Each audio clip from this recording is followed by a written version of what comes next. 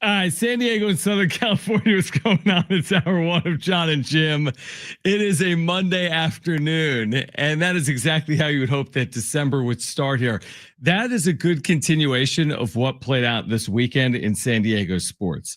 All right, John and Jim with you for the next 4 hours. Will Brinson will join us in the 4 o'clock hour. We'll talk about this weekend in the NFL. Get ready for Monday Night Football as well. All right, if you are watching on YouTube, Jim is on the road.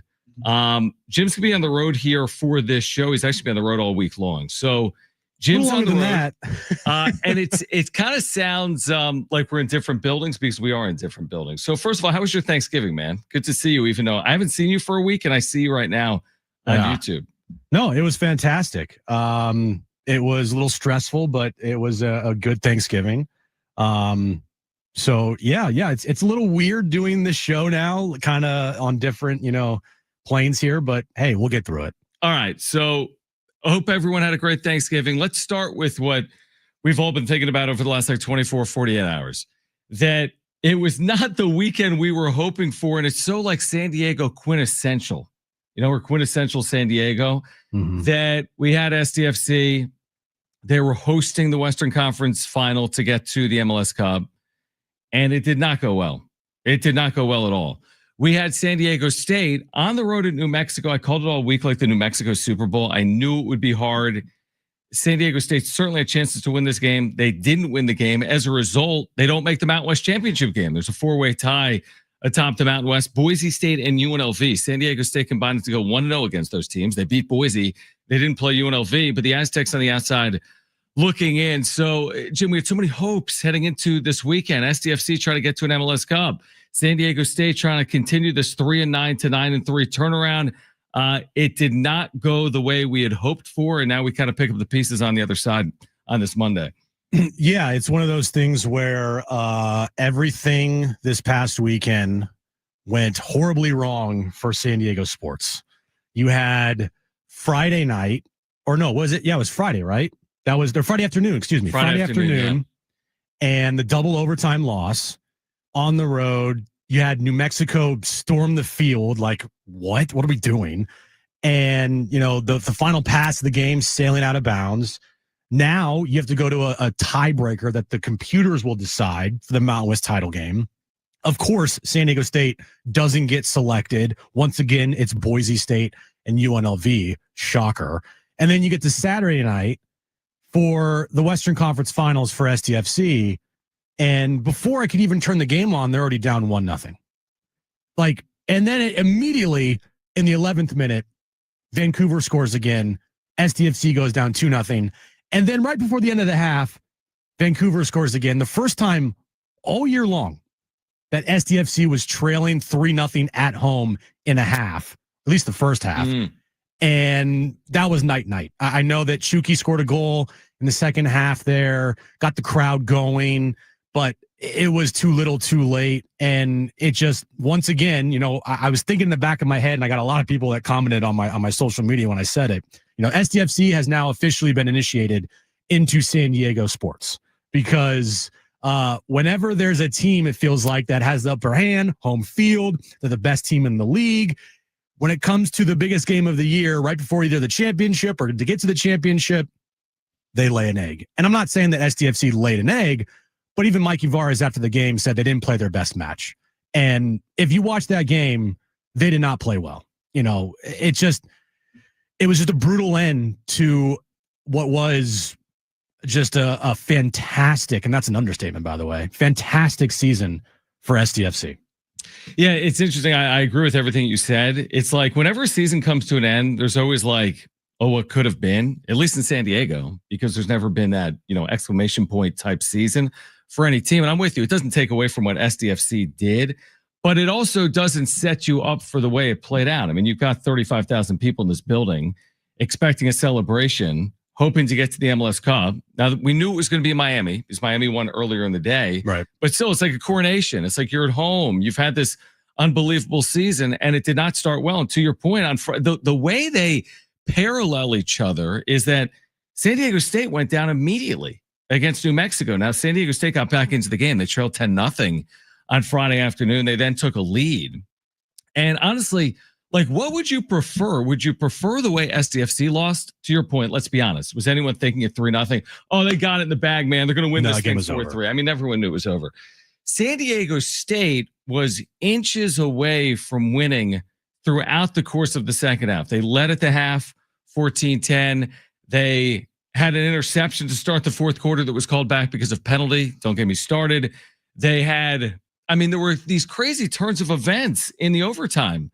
San Diego State forced a fumble at the 1 yard line that would have cost them the game in the first overtime. You think maybe they'll take advantage of that?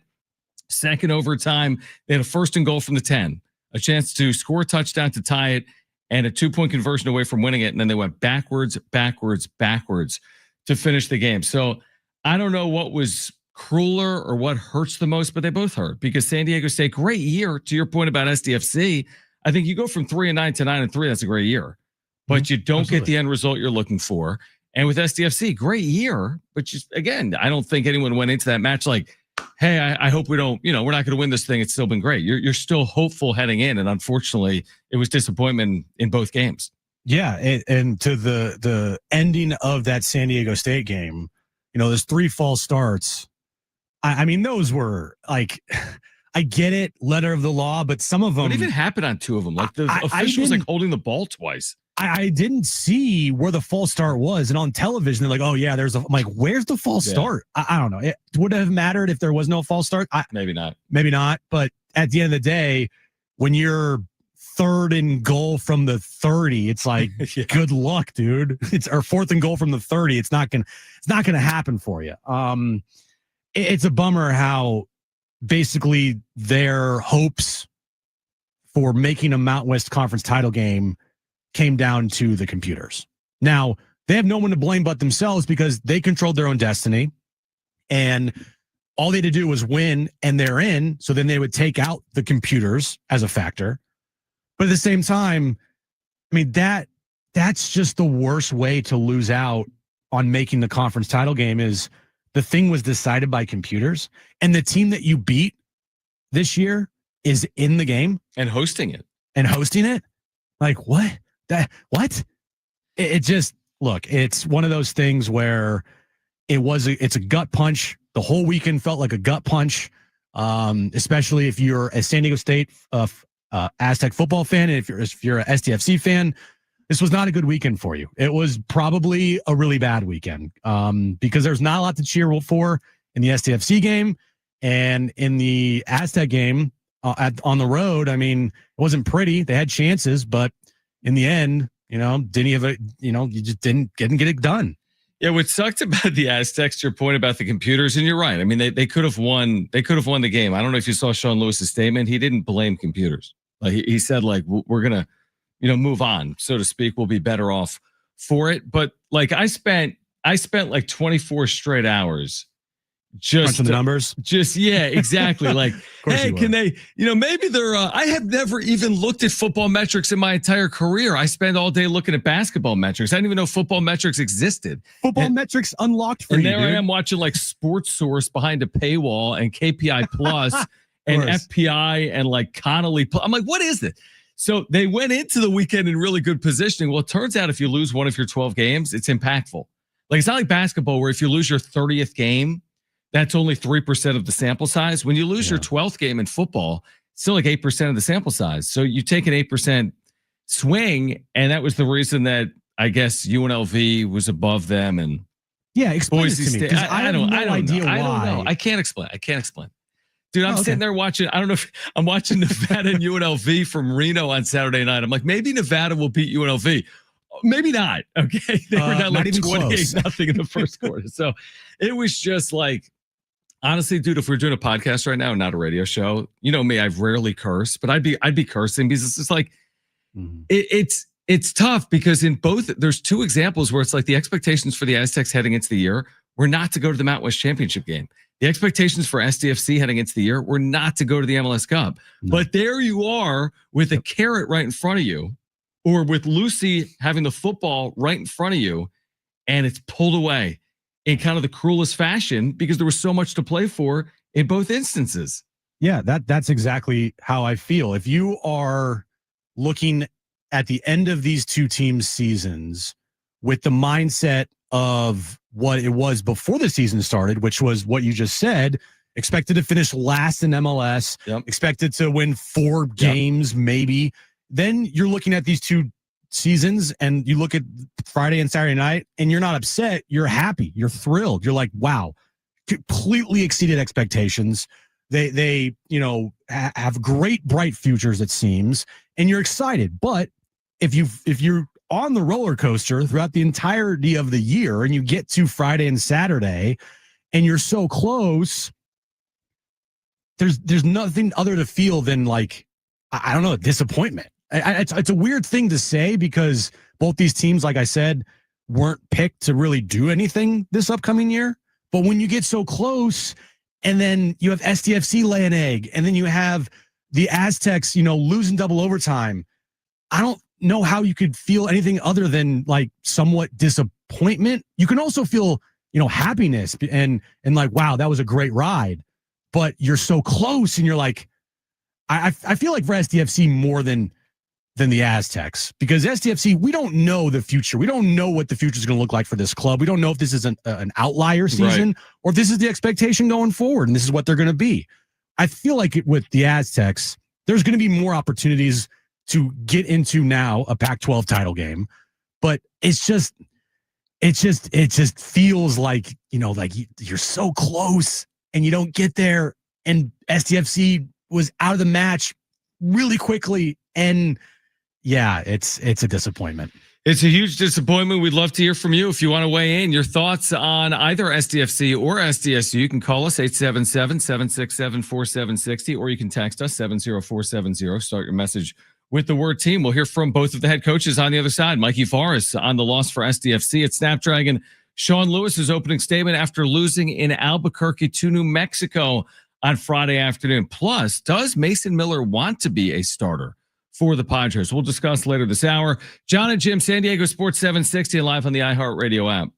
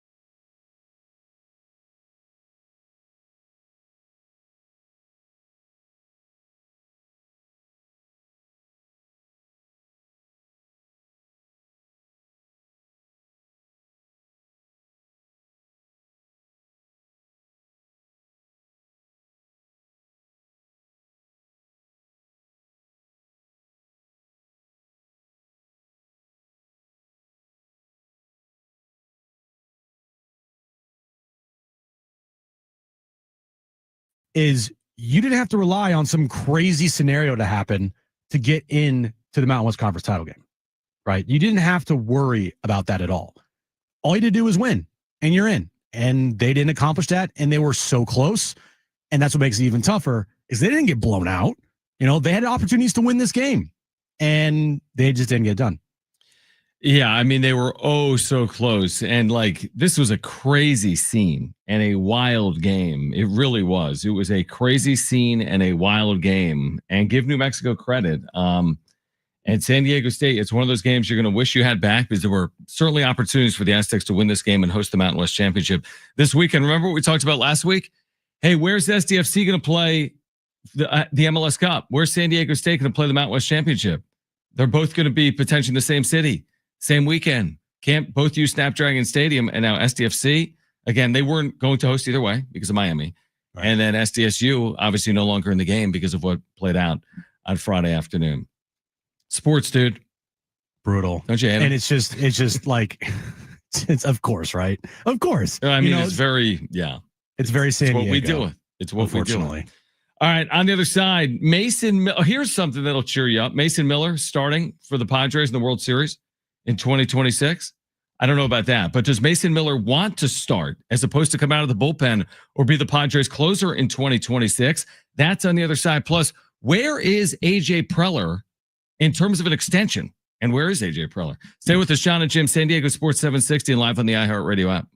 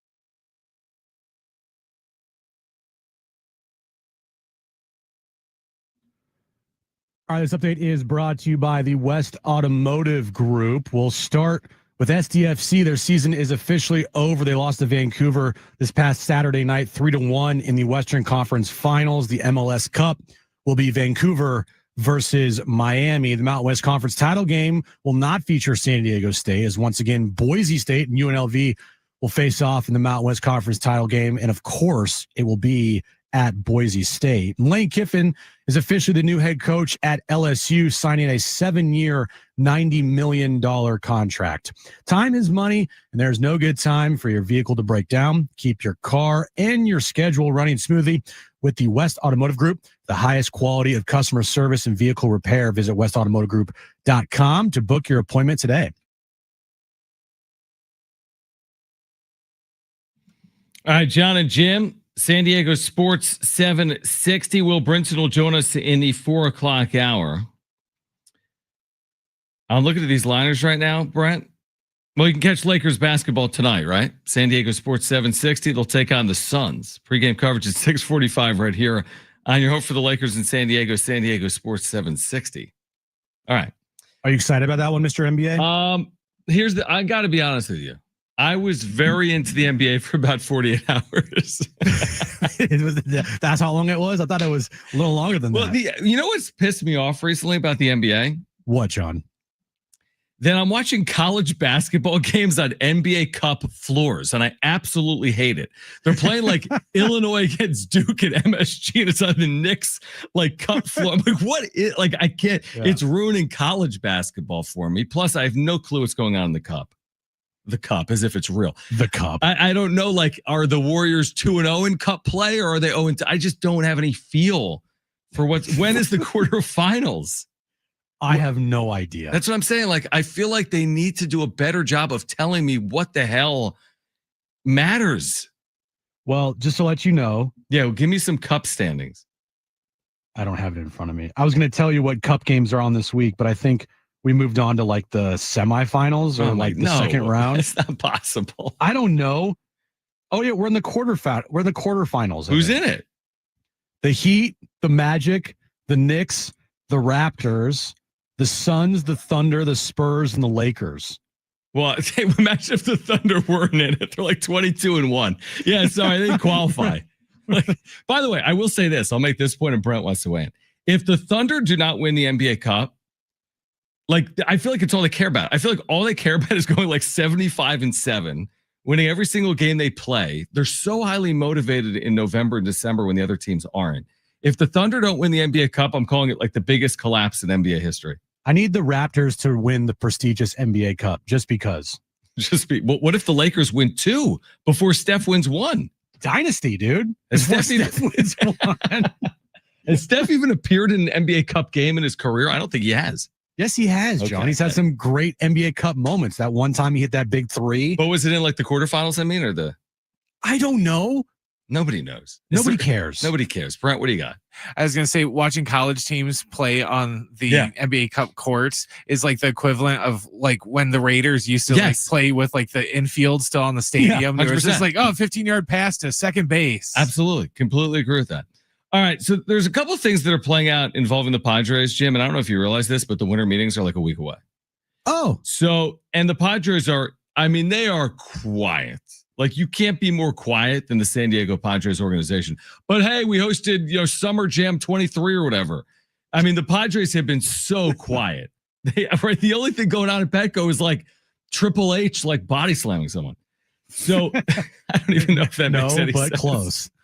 But so there's 2 things. We've talked about what are they going to do with the rotation. We've talked a lot about that. But before we get to rotation and hear from MLB Network about this, where on earth is AJ Preller, and what is going on with this extension or lack thereof? It's the question that I seem to be asking myself every single day when, let's see here, the Craig Stammen press conference, John, was November 10th. It's December 1st. Crazy. Mike Schilt quit on October 13th, I think. 13th. It's December 1st. Like, their season ended October 2nd. It's December 1st.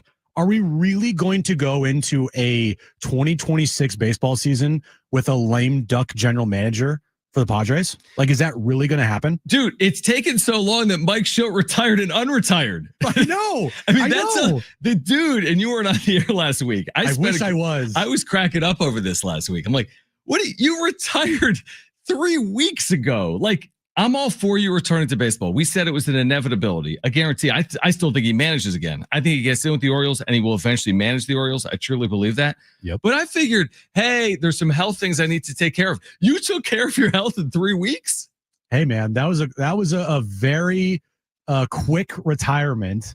But those 3 weeks, man, he accomplished a lot in 3 weeks to recover his body, to get ready and get back into, working for a baseball club again. It just shows you that the whole Mike Schilt retiring thing was a bunch of BS. Mm-hmm. Like it just was. If you don't think it was, then you're blind to the situation that was at hand. He said he was retiring. Like the wording, you had to. I said this the day he retired. I think you were gone, John. But it was like the wording you have to pay attention to. It was not, "Hey, I'm retiring from baseball." It's, "I'm retiring from the Padres." Yep. It was very specific language, so it wouldn't seem like he's retiring just from baseball. So when he does come back in, he looks like a giant hypocrite, even though kind of does already. But at the same time, it was specifically the Padres, and when you specifically retire from like the Padres, but then immediately go work for another organization, there were things that were going on behind the closed doors that would lend me to believe that he was pushed out. And this was the way to make it seem like he wasn't. To have him save some face, because with the Cardinals organization, that thing blew up and that was front page news, and everyone's like, why did Mike Schilt get fired? And then it was like, what was the wording between why he got fired from the Cardinals? It was like philosophical differences. Yeah, philosophical differences. So he didn't want to have that happen again. So they decided to make this into retirement. I think the whole thing is BS. You can tell me it's not, but I'll just show you the proof that Mike Schilt's back in baseball right now and tell you that the whole Mike Schilt retiring thing was a joke. See, I see it different. I don't think he was forced out. I think he wanted out, which I think is way worse for the organization. Okay. I can buy that. And the reason I say it is, remember what he said? Like, hey, it's been a really hard year, and he gave us all these like Easter eggs. Dude, imagine managing that team is my point.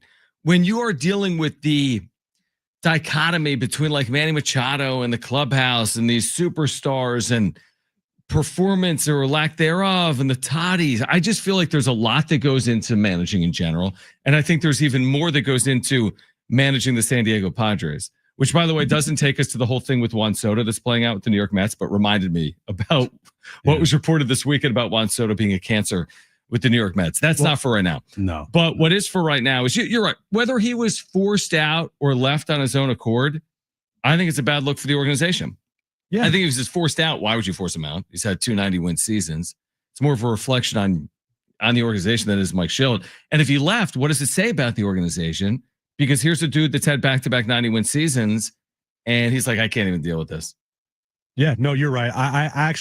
I changed my mind. I don't feel like after you say that, I don't feel like he was forced out. I do feel like he didn't want to be a part of the Padres anymore. Right. Which I think is even worse. I agree with you. I do think that's even worse, because you're right. What does that say about your organization if someone that works for you is like, you know what, this place sucks, I don't want to be here anymore? Like, that tells you all you need to know about the Padres and what they're going through right now. Like, look, I think there's things that happen there that we'll probably never know. But at the same time, when I saw that news last week, I was like, of course. Like, we knew Mike Schilt was going to be back in baseball. Didn't think he was going to be this quickly, but, soon one day, I'm sure he'll be managing the Orioles, like you said. All right. So there's that. There's honestly, man, can you have an organization have more up in the air than the San Diego Padres? Like, other than the Colorado Rockies, who cares? Right. They're irrelevant. They hire like the Cleveland Browns player development director. You know what I mean? Like, they do things unconventionally. Who cares about the Colorado Rockies? But you've got exploring a sale. You have new manager. You have a GM that nobody knows what's going on with his future. You have no clue what's going on with their revenue or whatever they're going to spend this offseason. Mhm. Just dude, there is a ton there. There is just a ton there, and none of it is really good. I mean, you say the sell of the team. I said, yeah, exploring a sell of the Yeah. team. Yeah, I mean, none of it is good. Now, is Mason Miller going to save them by throwing 210 innings and winning 23 games for them next year? And win the Cy Young? Maybe not though. Okay, let's listen in. This is MLB Network. This is Dan Plesac, MLB TV, with Robert Flores on should Mason Miller be a starter. Listen to this. And this is Mason Miller. Now, we were at Citi Field during a game prior to for the Padres and the Mets, and there was whispers around the Padres thinking, you know what, Mason Miller, they might try him as a starter next year. What do you make of this possibility? Mason Miller with that electric stuff as a starter for the Padres. I do know this. I've talked to enough people that have talked about Mason Miller. It's something he wants to do. He would love to be a starting pitcher. And when you throw 98 to 101 like he does, and I thought when they acquired him, that being the Padres, he was about as unhittable as you could get the last couple of weeks this season. Nasty slider. He has a changeup that he didn't use that much coming out of the bullpen. I'm sure he'd like to explore adding that third pitch. So if you're 98 to 102, with a nasty slider, and it would give him time to work on that changeup. And he, along like Helsley, if you make this decision, this is what the Padres want to do, you could give him ample time where he could adjust his workouts and be ready to do this. You saw the starting options there, so potentially there's a need. But if you look at the bullpen options, remember, Robert Suarez is a free agent. He decided to opt out. So there's this other layer, Dan, of, well, we have needs in the bullpen, but also in the rotation. Yeah, what do you think? It's going to be a really good idea, I think, for Mason Miller and the Padres until opening day when they have a 4-2 lead in the ninth inning, and Mason Miller sitting on the bench and not having that big right arm out in that bullpen. Yes. You do know this. One thing you do know for certain. He has the stuff to close. He's been a really successful closer. So if the intrigue is, can he make the transition from using two pitches, the fastball, the slider, to incorporating that third pitch? And if he wants to do it, I don't see any reason why he wouldn't be successful. There's almost two layers of preparation if you're going to do the transition, I would think. There's the conditioning aspect, but also there's the stuff aspect that has to be refined and tweaked. Yes? The biggest transition from going from the bullpen to the starting rotation. When you're pitching well, like Mason Miller has done, you have very few poor performances. When it gets dicey being a starter, when you've had 2 or 3 starts and you got to sit around and mope around and overthink and overanalyze that, you have a bad game on Monday in the bullpen, you're right back out there on Tuesday. And if you have a clean 1, 2, 3 inning, you forgot about that game on Monday. You have a lousy start on Monday, then a lousy start the following Saturday. Then all of a sudden you start hearing a lot of voices. You need to change this, change your mechanics, look to do this. You're not sequencing your pitches good enough. So listen, both of them are very difficult to do. I personally thought it was much easier to go from the rotation into the bullpen because you're only going to get seen by a team maybe 1 or 2 times over the course of a couple of months. You eliminate the third or fourth pitch because you really don't have time to establish them. But a guy like Mason Miller, a guy with a big arm like that, I don't see why he wouldn't be good at it. All right, let's react to that on the other side. The idea that Mason Miller may want to be a starter. We'll see. We'll react to that on the other side here until 6 p.m. John and Jim, San Diego Sports 760 live on the iHeartRadio app.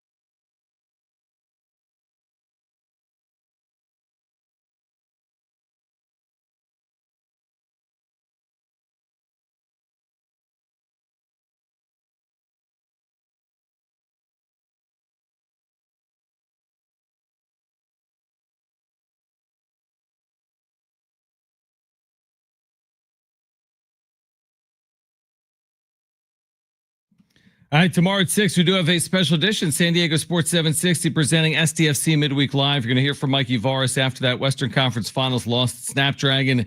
Interviews with players and coaches. You'll find out the latest on the club heading into the offseason. SDFC Midweek Live tomorrow at 6 on your home for SDFC, San Diego Sports 760. All right, John and Jim with you. Will Brinson will join us coming up at 4:30. We just heard a nice breakdown there about Mason Miller from MLB Network, Jim. What's your takeaway about this idea that he may want to start, potentially? Not come out of the bullpen, but he would want to start. Do we know that, though? I don't know if it was kind of slid in there, right? Like, do we know that Mason Miller wants to do it? Because you're right. It was slid in there like, huh? What do you know that we don't? If Mason Miller truly wants to be a starter, well, the Padres obviously have starter needs.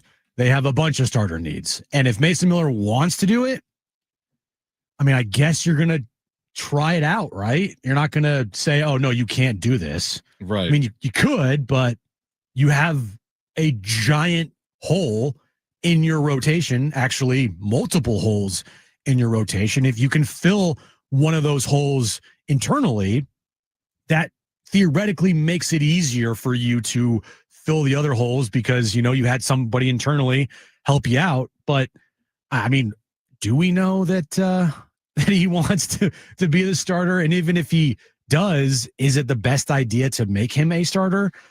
I don't think so. Honestly, I'd rather have him as a closer. That's where he excels the most. And I feel like he is such a weapon as a closer. He might turn into the same thing as a starter. I don't know. But what we do know is as a closer, he's probably the best in the game.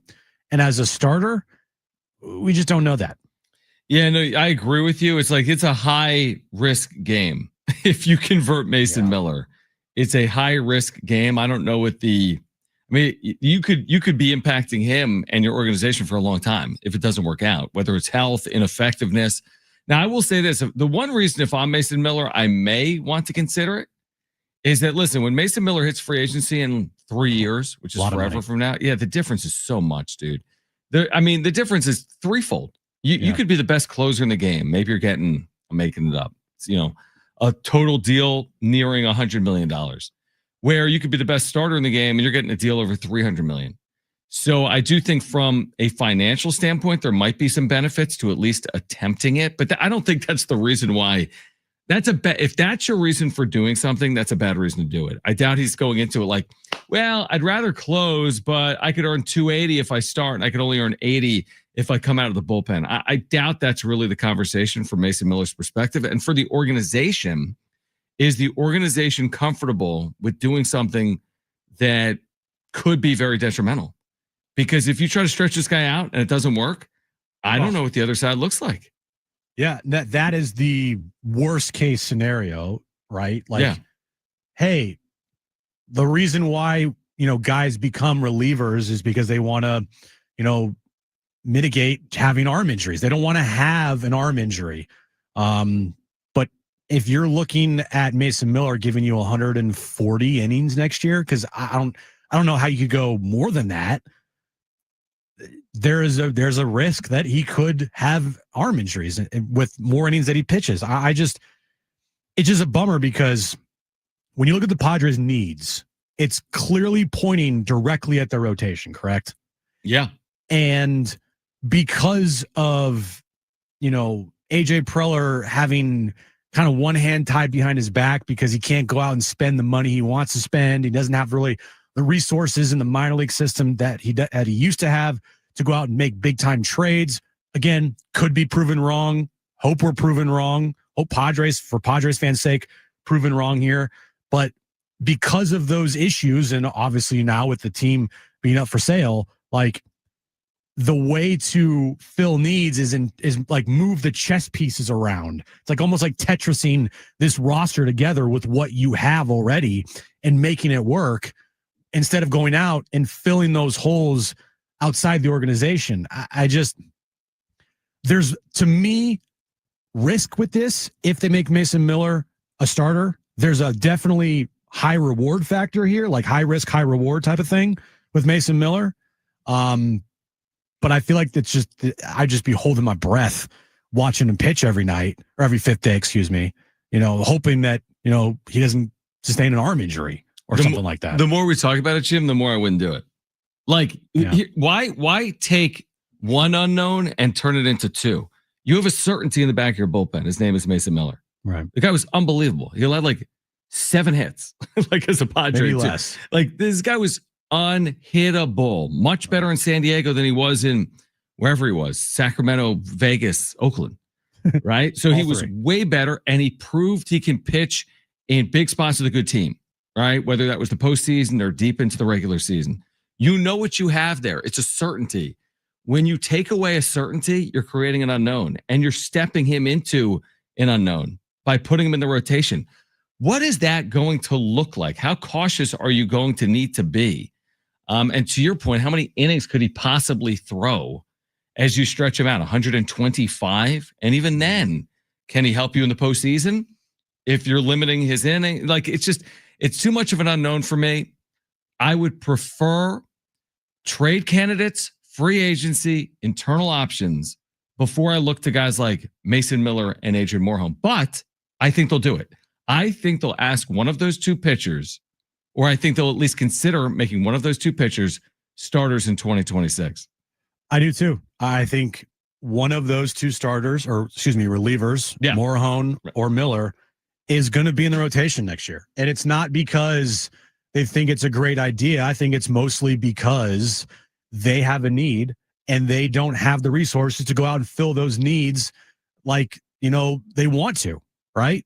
That's what makes it frustrating is they're not doing it because like, oh, this is a great idea, right? They're doing it mostly because they don't have the resources to go out and fill the rotation through free agency and through trades. I mean, they might, but to get a top line starter or to get a starter of the caliber of Michael King or Dylan Cease to fill the rotation, well, guess what? That's going to cost you a lot of money.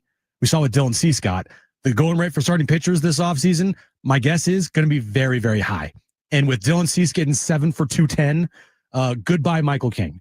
So this is, I feel like, not we have this master plan that we're going to put into place. No, it's probably because we don't have another option. Like, we have to do this type of thing. Yeah, great call, by the way. We talked about this a little bit last week on King. I mean, the Cease thing, well, nobody should give him $210 million for 7 years. The issue is it now slots pitchers behind him, including guys like Michael King. If you had any hope of retaining King, you no longer do after Dylan Cease gets 7 years and $210 million. We'll talk more about the Padres offseason plans, whatever they are.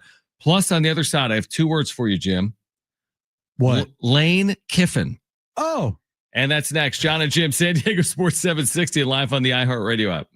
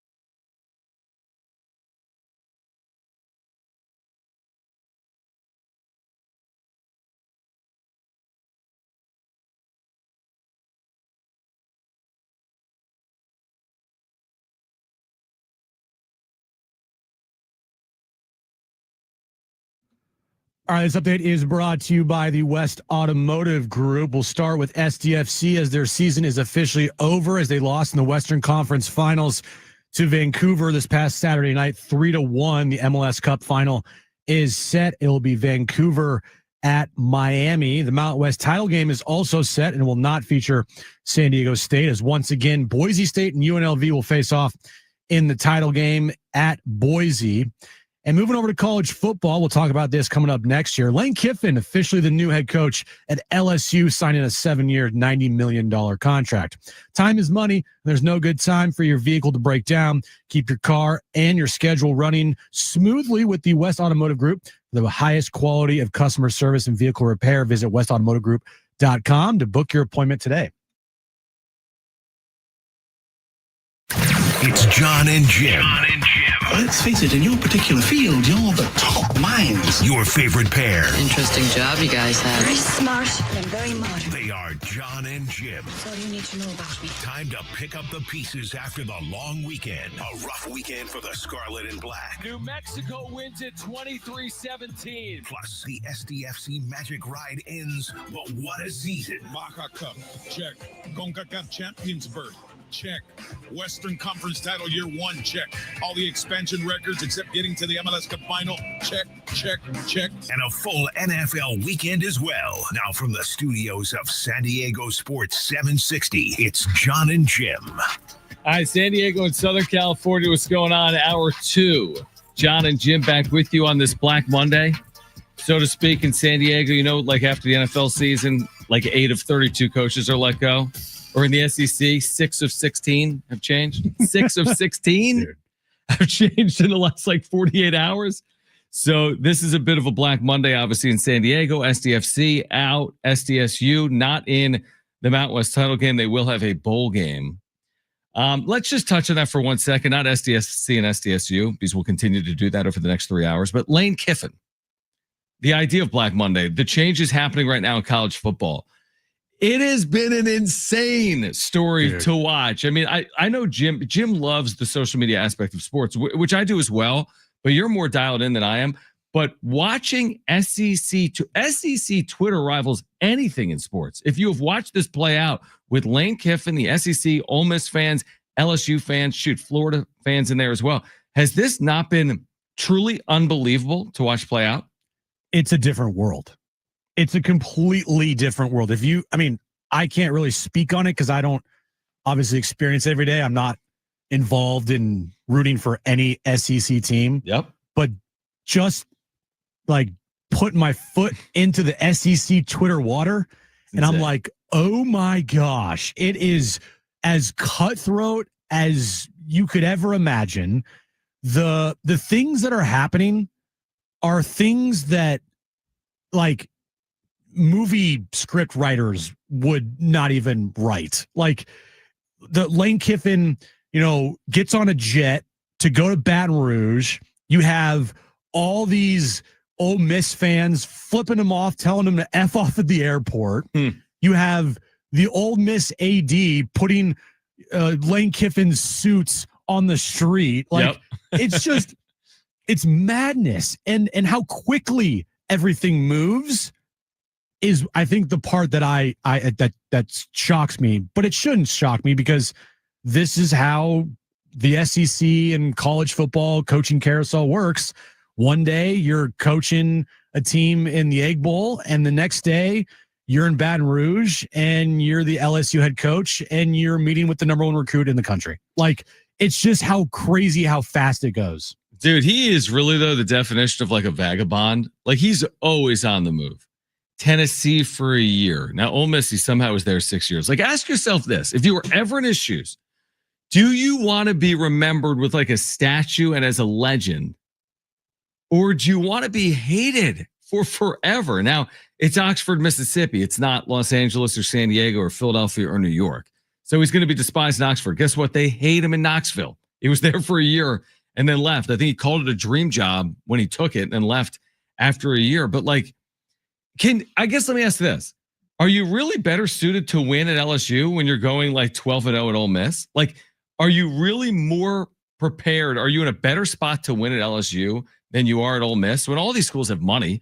all these schools have resources. You're the reason why Ole Miss is winning. So why not just stay and continue to win at Ole Miss? And you just said it. That's the whole point now. This is not the college football of 15 years ago. If it was 15 years ago, then you got to go. Go to LSU right now. Like, of course. But the money aspect of it, just for him alone, I don't know what he was getting paid at Ole Miss. It wasn't what he's getting paid at LSU. But still, I mean, I think you could live off of a $50 million contract instead of a $90 million in Mississippi, you think? Right. You think, right? But it's all about NIL now. And the fact that Ole Miss has money, LSU has money, Alabama, like Florida, they all have money. You're not going to a place with, insanely better resources. Do they have better resources at LSU? Is LSU a better job at the end of the day? Definitely. Yeah, it is. But you could, as you said, John, and as it's been proven this year, you could win at a high level at Ole Miss. You can go to the College Football Playoff every year at Ole Miss. You have money. You're not strapped for money at Ole Miss. You can win there. And Lane Kiffin, this is who he is. I don't think anybody should be surprised by Lane Kiffin going to LSU. It's just how when he leaves places. I saw this quote online on Twitter the other day. It's like, Lane Kiffin's the only person in America that loves to burn bridges while standing on the bridge wherever he's at. So true. And that's what Lane Kiffin does. The saying this past weekend that the local reporter called him, you can't make a hoe into a housewife. Yeah, he ripped into that guy. And he took exception to it, and he got in the guy's face, and the guy was proven 100% right. Like, yeah, dude, you are proving me right by what you are doing. And that's just who Lane Kiffin is. And now he goes to a place with way more pressure to win. Ole Miss, he had a cush job. He had the NIL money. He was getting paid millions of dollars to coach there and win at a high level. And now he's going to LSU. And if they go 7-5 next year, people are going to want to fire him already. And LSU had already went through this whole thing with a buyout for Chip Kelly of $54, I believe, $54 million.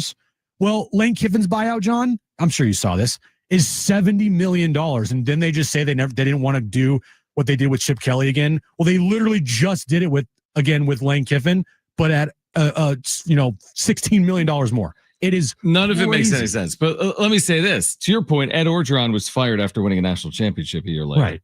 Lane Kiffin will be fired. He will be fired. But here's the other thing that we haven't even mentioned in 7 minutes of talking about it. In what other sports you leave your team when you have a chance to win a championship?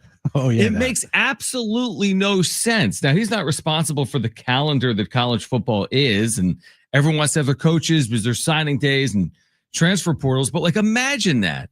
Imagine leaving your team like Mike Schilt leaves after you beat the Dodgers in the NLDS. You can't imagine that. Imagine Jim Harbaugh leaves the Chargers once they make the postseason.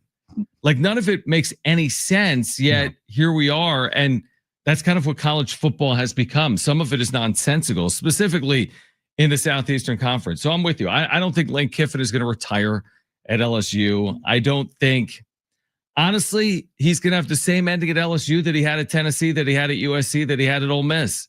It's going to be ugly when it ends.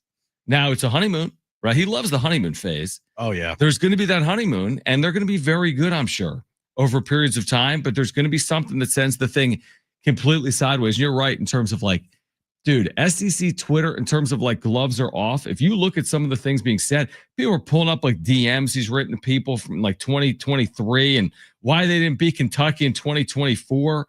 There's some insane stories. I don't know the validity or the truth behind half of them, but there's some insane stuff out there just because he elected to if he stayed, you wouldn't have seen it. But because he left, it's all bets are off. It's just wild, the hypocrisy in college football, right? I mean, these kids, they enter the transfer portal and everyone's like, how could you enter the portal? How could you do that? Coaches do just the same thing and actually worse. For way more money. For almost $100 million. I mean, you're quitting on your team when you have a chance to win a national championship before you even get to the playoff. Because why? Money? Because money, Power. exactly. Yeah. It is, and the fact that Lane Kiffin goes out there and states that, he wanted to have his cake and eat it too, while Coach Ole Miss through the playoff and knowing that he's going to leave after to go to LSU. I mean, if you're Ole Miss, you have to tell him to F off, right? Yeah, 100%. Because it's like a walking advertisement for LSU, right? And exactly. And and for that 4-week stretch or 5-week stretch, guess what you're going to be doing? You're going to be recruiting all your best players to transfer to LSU. That's exactly right. That's not what Ole Miss wants. So, like, it's such a Lane Kiffin thing to have this happen. I love the drama. It's fantastic. It's fascinating. I couldn't get enough of it this weekend. I mean, the picture that I saw of his clothes on the street I was dying. That was hilarious. That was the best tweet of the weekend. It was amazing. Did you see what he said today? Now, he just spoke to the media within the hour. He said that Ole Miss fans tried to 3 times drive him off the road on the way to the airport. Jeez. So they actually tried to kill him. I mean, when you try to drive someone off a road in a moving vehicle, that's not ideal. And then you saw what they were saying is people were getting on the plane. Oh, in every Oxford, vulgar term in the English dictionary. Dude, when they say it means more in the SEC, I don't think they're kidding, but I don't know if that's a good thing or not. Now, to bring it back locally for a second, we've been talking about this a little bit. Sean Lewis just took a program from 3-9 to 9-3. There have been vacancies everywhere, right? I mean, everywhere. P4 vacancies. I'm talking about the Cals and the Stanfords, but then I'm talking about the LSUs and the Ole Misses and Michigan State. I mean, all over the country, all of the leagues have had vacancies. Do you think, based on where we are right now, should Aztec fans feel good about Sean Lewis returning for a 3rd year? It's like you kind of have to be careful what you say because things happen so quickly, to your point. Not that this is an LSU situation, but you kind of never really know until you know. What do you think heading into next year? Dude, no clue. It's college football. The coaching carousel in college football, as we were reminded by it with the Lane Kiffin situation here from Ole Miss to LSU, you one day could say that you're going to stay and the next day you're on a flight to wherever, right? Like it changes so quickly. I don't know. Is there a drop dead date for the coaching carousel before they all have to be filled pretty much? Yeah, they're all getting fit. It's the next probably few days, right? You look at these jobs, look at this movement. It's all happening right now. The BYU head coach is about to go to Penn State. Yeah, exactly. So then that opens BYU. So it's always a bit of a carousel element to it. But yeah, I mean, it probably ends by and large in the next handful of days.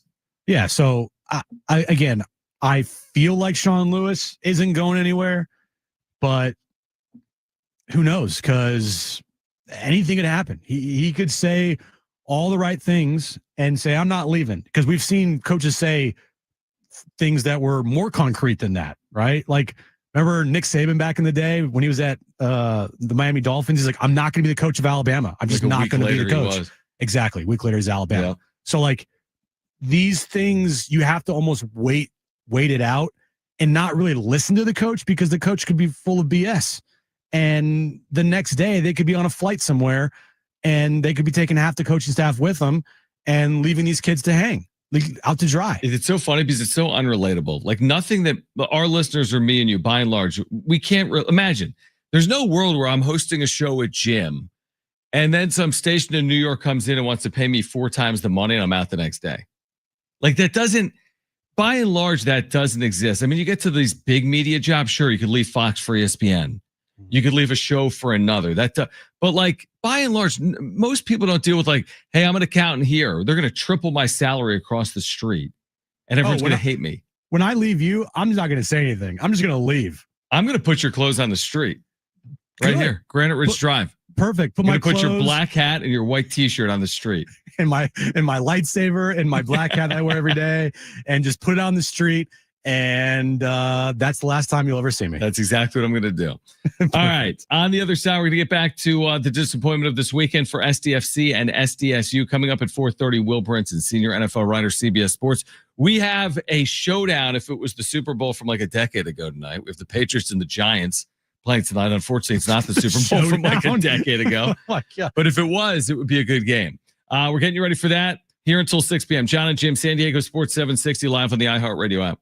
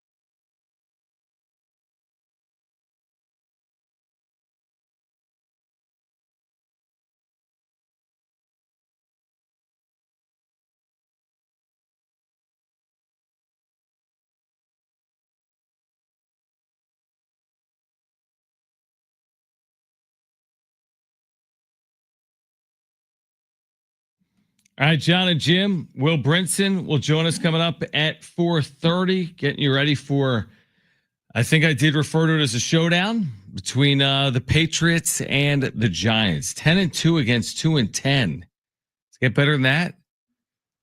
Well, Jackson Dart is back tonight, I think. Even though I want to see Jameis Winston, because is it just me or Jameis Winston to me is like the most entertaining football player in the NFL, and he's not even a starter. He has been for like 8 years. Every game that he plays in or starts is the most insane game possible. Like the last game he started against the Lions, it was just like he caught a touchdown pass. Teams going to overtime. Like, I need to see Jameis Winston on Monday Night Football. It has to happen. Again, I don't know if Jackson Dart is cleared, if he's going to play or not. But if he is, I don't care. I need Jameis Winston out there. He can come off the bench. Who? Winston or Dart? Dart. Even if he's cleared, he can come off the bench. Right. By the way, we should mention, like, we're now living in a world where the Kansas City Chiefs are 6-6 and the Dallas Cowboys are 6-5-1. After the Cowboys beat the Chiefs, we're also living in a world where the Bears are in first place in the NFC. Bears are in first place. I mean, there's some interesting stuff going on. I mean, you just look at these standings, like, it's going to take, I looked at it earlier today on both the NFC and the AFC. I mean, there's some teams that have serious work to do on the outside looking in, including the Chiefs. I mean, the Cowboys, even with their win, have some work to do. But we're like, this is an interesting time right now. I mean, are the Chiefs going to make the postseason at 6-6 and multiple games back? It's becoming more and more unlikely, like by the week, isn't it? Right now, my guess would be no. It all depends what happens in this text. I mean, look, they essentially have to win out almost. I think 4-1 the remainder of their season, their final 5 games. Might be at worst, right? If they go anything other than that, if they go 3-2, no shot. If they go 2-3, obviously no shot. 5-0, there's a good chance they're in the postseason. But the Texans, their next game here, that's a huge game. Texans are 7-5. Chargers, Titans, that's an easy layup. Broncos are fighting for the number 1 seed in the AFC. And then Raiders is an easy layup. Those are 2 wins right there, Raiders and Titans. But, I mean, Broncos, Chargers, Texans, those aren't going to be easy games. I think we're living in a world, John, where the Kansas City Chiefs probably are going to miss out on the postseason. I mean, I'm looking at who they've lost to. I mean, they've lost to the Chargers already. They lost to the Eagles. They lost to the Jags. They lost in Buffalo. They all lost, like one-score games, too. It's crazy, these scores. They lost to Denver. They lost to Dallas. You're right. All of their losses are by 6 or fewer points. 5 of them are by 3 points.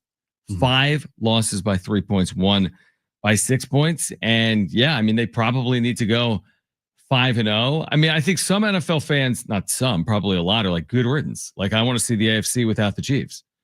But I think from a league perspective, I think most football fans would probably prefer to see Patrick Mahomes in the postseason. I mean, this is like a postseason without like a LeBron James or a Steph Curry. Like, they kind of make the leagues spin and go round and round and round. So one hand, okay, maybe you see someone get out of the AFC that we haven't seen. On the other hand, it's like, really? The Chiefs not in the postseason? Like, that would be literally jaw-dropping heading into the year, to say that. Like, here are the top seeds in the AFC and their quarterbacks. The 1 seed, Bo Nix and the Denver Broncos. The 2 seed, Drake May and the New England Patriots. The 3 seed, Trevor Lawrence and the Jacksonville Jaguars. Like, what? There's no Burrow. There's no Mahomes. There's no Allen. You have the Ravens at 6-6 leading their division. That division sucks. But it's Lamar. I mean, Lamar Jackson's had a really bad last couple of weeks, but still, the top 3 seeds teams in the AFC: Bo Nix, Drake May, and Trevor Lawrence. Like, you have Josh Allen as the 7 seed. You got Mahomes as the 10 seed. You got Herbert's in there as the 5 seed with the Chargers. Burrow and the Bengals, they're at 4-8. They're not making the postseason. No. Like, those are the top quarterbacks in the AFC, and none of them are a top seed right now. It's wild. Yeah, I was I think watching what night was it? It was Bengals Ravens. They put like the playoff picture on the screen. It was Thanksgiving when the Bengals were winning, and they're like in the hunt. Cincinnati 3-8. I'm like, they're not in the hunt. What hunt? There's no hunt that includes a 3-8 Cincinnati Bengals team. Like, I'm old enough to remember that there's no Bengals. There's no NFL team that's 3-8. I'm sorry. I don't care if the leader of the division is 6-6. You're not making. You don't believe in the Bengals to win out with Joe Burrow? No, they're not gonna. I don't think they're gonna win out. But yeah, it's wide open AFC. And I guess the NFC, honestly, the Philadelphia Eagles are more susceptible as they've been in 3 to 5 years. They're there for the taking in general. Shoot, Detroit has taken a step back in the NFC. So, like, I wouldn't be surprised if, I don't know, some rando got out of the NFC. I'm looking at your San Francisco 49ers, for example. I think the NFC right now, even though they don't have the same records as the Denver Broncos or the Patriots, I'm looking at the NFC as a more complete conference. I think from top to bottom, it's pretty balanced. I mean, the Niners is a 7 seed. Like, okay, they're 9-4. You know, you got the Lions there. Don't count out the Dallas Cowboys yet. Carolina had a huge win over the Rams yesterday. They're 7-6. They're trying to win their division.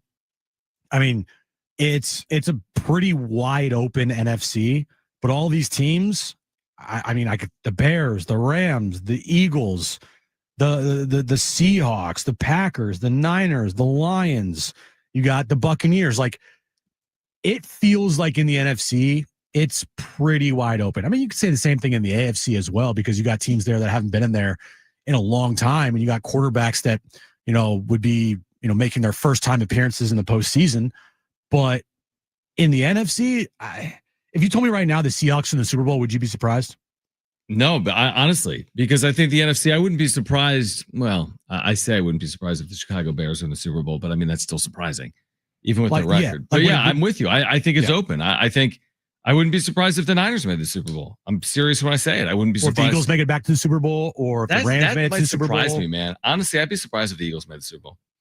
Dude, like being in Philadelphia, like listening to some sports talk radio last week, is DEFCON 1 here. It is absolutely DEFCON 1. Why? They're 8-4. They're not looking at it with a measured approach. No, they want like their backup running backs to take more snaps than Saquon Barkley. It's that crazy. Makes sense. Yeah, it does. They had an article I saw this morning that I guess the Eagles offensive coordinator got his house egged after they lost on Friday. It's a different world in Philadelphia. This is a different world. It really is.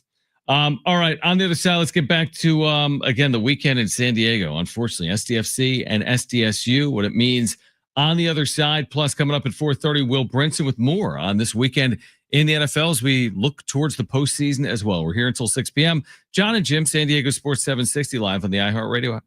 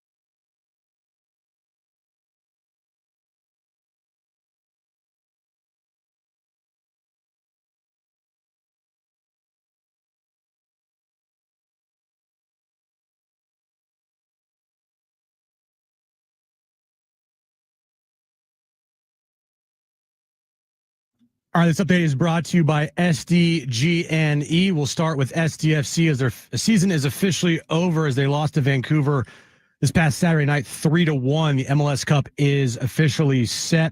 It'll be Vancouver versus Miami. The Mountain West Conference title game is also set and will not feature San Diego State, as once again, it's Boise State hosting UNLV. And moving over to college football, Lane Kiffin officially introduced today as the new LSU head coach, signing a 7-year, $90 million contract. And Monday Night Football tonight, we have the Patriots and the Giants. Did you know that energy demand and prices peak from 4 to 9 p.m.? Take control of your energy use and help save this winter. Use large appliances outside of on-peak hours and unplug devices when not in use. Find more tips and energy-saving tools at stgne.com/simple steps.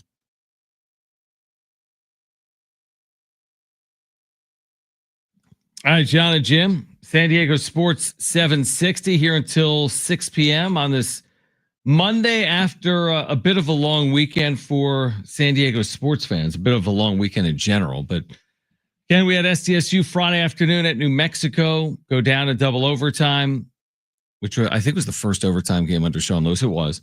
And then we had, of course, SDFC on Saturday night go down in the Western Conference Final. Now, I guess there's two things that are better than it could be worse. Let me explain why. It always could be worse. Okay, it could be worse. Actually, what I'm about to say doesn't really make it any easier, but I'm going to say it anyway. The MLS offseason is like a week long. So the season starts SDFC, in 3 weeks. Yeah, like they're already training probably for 2026. So we'll see them sooner rather than later. It's going to be February, right? I think they announced their first match is February. So that's really not that far off. It's December. And then with San Diego State, they will play in a bowl game. Now, what is that bowl game going to look like? Who are they going to play? Where is it going to be? I don't have an answer on any of that. Do you have a guess? Like, give me a best guess. I have no idea. I haven't even, because I hadn't really thought about it heading into this past week. And it could be like Arizona Bowl. That might be like the Snoop Dogg Bowl. Maybe I'll get to like hang with Snoop Dogg. Like that'd be cool. We're boys. I've listened to like and get Snoop on the show. Yeah, and just have all FCC violations during the interview. Halftime with Snoop. Perfect. What else is possible? I mean, there's like Hawaii is going to be in the Hawaii Bowl. New Mexico is going to be in the New Mexico Bowl. Okay. So like, I really have no idea. I really. So obviously the winner of the Mountain West title game goes to LA Bowl, right? Yep. Okay. Second place in the conference would be the loser of that game. So they go where? It's not really with the Mountain West. I don't think there's like a second place spot. You know what I mean? There's some bowl games, like there's Boise, there's Phoenix, there's Hawaii, there's New Mexico. Do I want to go to Boise? No, not necessarily. No, I'm not. No one wants to go to Boise. If I'm being honest, no, not really. So I don't know. We'll know in 6 days. I was hoping to be getting ready for this Mountain West title game. Let me ask you this, because I completely buried the lead. Yeah. How was your travel from Vegas to Albuquerque last week? Dude, on Thanksgiving? I was so dead tired last week. I mean, how did you get there? I don't even know. I think I walked. No, but Bill, first of all, in doing the shows and then doing the games and having Jones and Kristen with me, and then they left, and then I had to wake up. I took a 7:30 a.m. Thanksgiving Day flight to Albuquerque. Oh my! Because it was the only nonstop. There was one way later in the day, but I didn't want to risk it. That's brutal. So I got to Albuquerque at 10 a.m. and I said to myself, what on earth am I doing in Albuquerque at 10 a.m. on Thanksgiving Day? I went to the hotel where nothing was open. Surprise. It was Thanksgiving. It's Thanksgiving. I took a 3-hour nap. I woke up and I was like, what am I doing with my life? It was like 2 p.m. on Thanksgiving Day.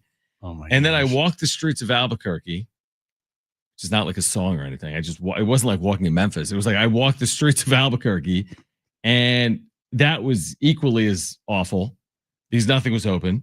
Now, I went to a wine and spirits store looking for food. They didn't have it. They just had wine and spirits. Wait, hold on. Stop. Pause. You seriously thought that you could walk into a wine and spirits store and get food? Well, snacks. What? Don't you want snacks with your wine? How do you function as a human being by yourself? I don't know, dude. I was desperate. I told Kristen I skipped an entire meal. I went from an omelet at the Vegas airport at 6 a.m. to the Thanksgiving dinner with San Diego State in the hotel, which is awesome at 6 p.m. I skipped an entire meal, and Kristen's like, and I'm like, I was dying. I didn't eat anything for 12 hours. So you thought in your head, you know what? A wine and spirit store is like a great place to go get food. Go get like a sandwich. I'm guessing. Yeah. Can I get a sandwich, please? Like, sir, this is a wine and spirit store. Did you happen to, I don't know, look on your phone for places to eat that were open? I did, but here was the problem. Some of the places said they were open, but it didn't account for the fact that it was Thanksgiving. Now, did you call any place to make sure? I didn't call. Okay. Now, here's what was open. Like, there was a Ruth Chris. Well, I'm a vegetarian, and the line was at the door. I'm not going to eat at Ruth Chris. There was a Buca de whatever. A Buca de whatever. You know what I mean? Buca de Beppo? Beppo or whatever. Buca de Beppo? Never know how to say. But any place that was open, you would have thought they were giving away food, because everyone was in line. Did you, I don't know, think John went to Soup Kitchen? Yeah, like, hey, maybe I can look up like a supermarket somewhere, because supermarkets are open on Thanksgiving to a certain time. I know. It was bad. It was really bad. It was. You know what I've noticed about you? I don't plan. You don't plan. But when you're in places that you don't know, you are the worst traveler ever. You don't like. Well, what do you mean by that? What I mean by that is when I go places that I usually don't go to often or I'm visiting, I look up on my phone like places to eat. You don't do that. You just like wander around until you find something and you're like, sure, I'll eat it, whatever. Like you don't plan things out. You just kind of like wander. I never before we go on vacation, I never look at the hotel or property. I know you told me that, yeah, which is like psycho behavior. Because I like to be surprised. So why? I was sucks. I was unpleasantly surprised in Albuquerque. You think? So there was that, and then Friday we had the game. I'm trying to think. Friday morning, it was a production, dude. The whole thing was a production, I was dead tired. And then they lost in that fashion, and then we flew. When'd you get home? You got home at 9 p.m. Thankfully, Friday night Pacific, and then the whole weekend was a blur because. It was just a blur. The whole thing was a blur. Yeah, I was thinking about you. I didn't hear much from you last week. It's probably because I was dying. Yeah, you were on the road, traveling in Vegas, doing the show, calling games, traveling to Albuquerque, eating at wine and spirit stores. So you'll like this. Hold on, real quick. At the wine and spirit store, hear me out. So I'm starving. It's like 2:15 in the afternoon. I'm like, so they have chocolate. And I'm like, I don't want chocolate, but I'll get chocolate. I'm not really a dessert eater, but I'll get a bar of chocolate. So I get in line with a piece of chocolate, one like kind of wine and spirits. But then it was taking. Listen to this. It was taking so long. Whoever was in front of me, I'm like, stop buying like tequila. I left. It took too long. I'm like, forget it. I don't even want this chocolate bar anymore. Did you? Like happen to think of going to like, I don't know, a 7-Eleven? I couldn't find one. And I didn't look at my phone, but I just looked to the left and looked to the right. I didn't see one. Was they really? You didn't find one. Because you didn't look for one. What's wrong with you? And we were across from like a Target. It just happened to be Thanksgiving. I was so excited about the possibility of like Target. Hold on. There's food in Target, right, John? Yeah, but it was closed on Thanksgiving. Oh, it was? Okay. Yeah, it was closed. It's closed. Yeah. I wanted to go in and buy sports cards. Okay. But the thing was closed. So it was a perfect storm of I guarantee you there were places there to get food. You just decided to 100% not look for them. I walked like an hour. Why? You could have easily just looked at something and saved time. I know. Well, I wanted to get out. You know what you also should have done, which you probably didn't think about, is do you have a thing on your phone called Uber Eats? Or Grubhub? Yeah, I've never done that. Oh my gosh. So you're saying I could have ordered food? You could have easily ordered food. You have to show me how to do that. Bro. Yeah, and here's the insult to injury. When the football team showed up, a player had an order from like DoorDash waiting for him. Yeah, that's because he's smart. He knows what to do. And someone said that. I'm hungry. I got DoorDash or I got Grubhub or I got Uber Eats. So I'm going to order myself food and not be like John Schaefer and wander into a wine and spirit store looking for food. It was so smart, dude. Like whoever this kid was, like That's the next president of the U.S. As James says in a chat, he's like, dude, John lives in the Stone Age. You really do. I was a former social media director. All right. No, you applied to be a former I was a social media director for the Iron Pigs in AAA, but then, yes, I applied for the Tampa Bay Rays social media director, and I didn't And you get said it. you didn't like social media. By the way, good call, Tampa Bay. You're talking about vetting out candidates well. Imagine if they hired me to be the social media director of the Rays. Our social media would be like, hi. It'd be awful. Like, imagine like, hey, one. John, we need you to make some graphics for like our score graphics. It would be like like a 3-year-old made it. I saw the graphics you made for the show last week. What were you doing? They weren't bad. They were awful. Were they? They were bad, John. All right. On the other side, is that good? The best to worst of the sports weekend. Will Brinson will join us coming up at 4:30. It's John and Jim.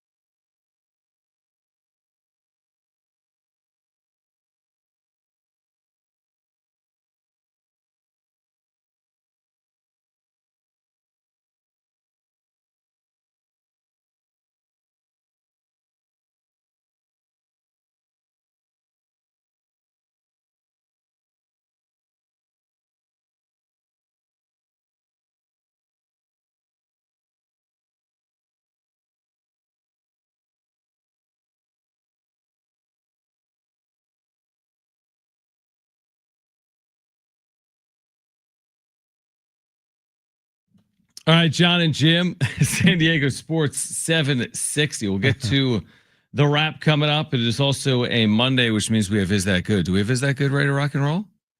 Jim, are you ready for Is That Good? Oh, am I ready for Is That you Good? Look very ready for Is That Good.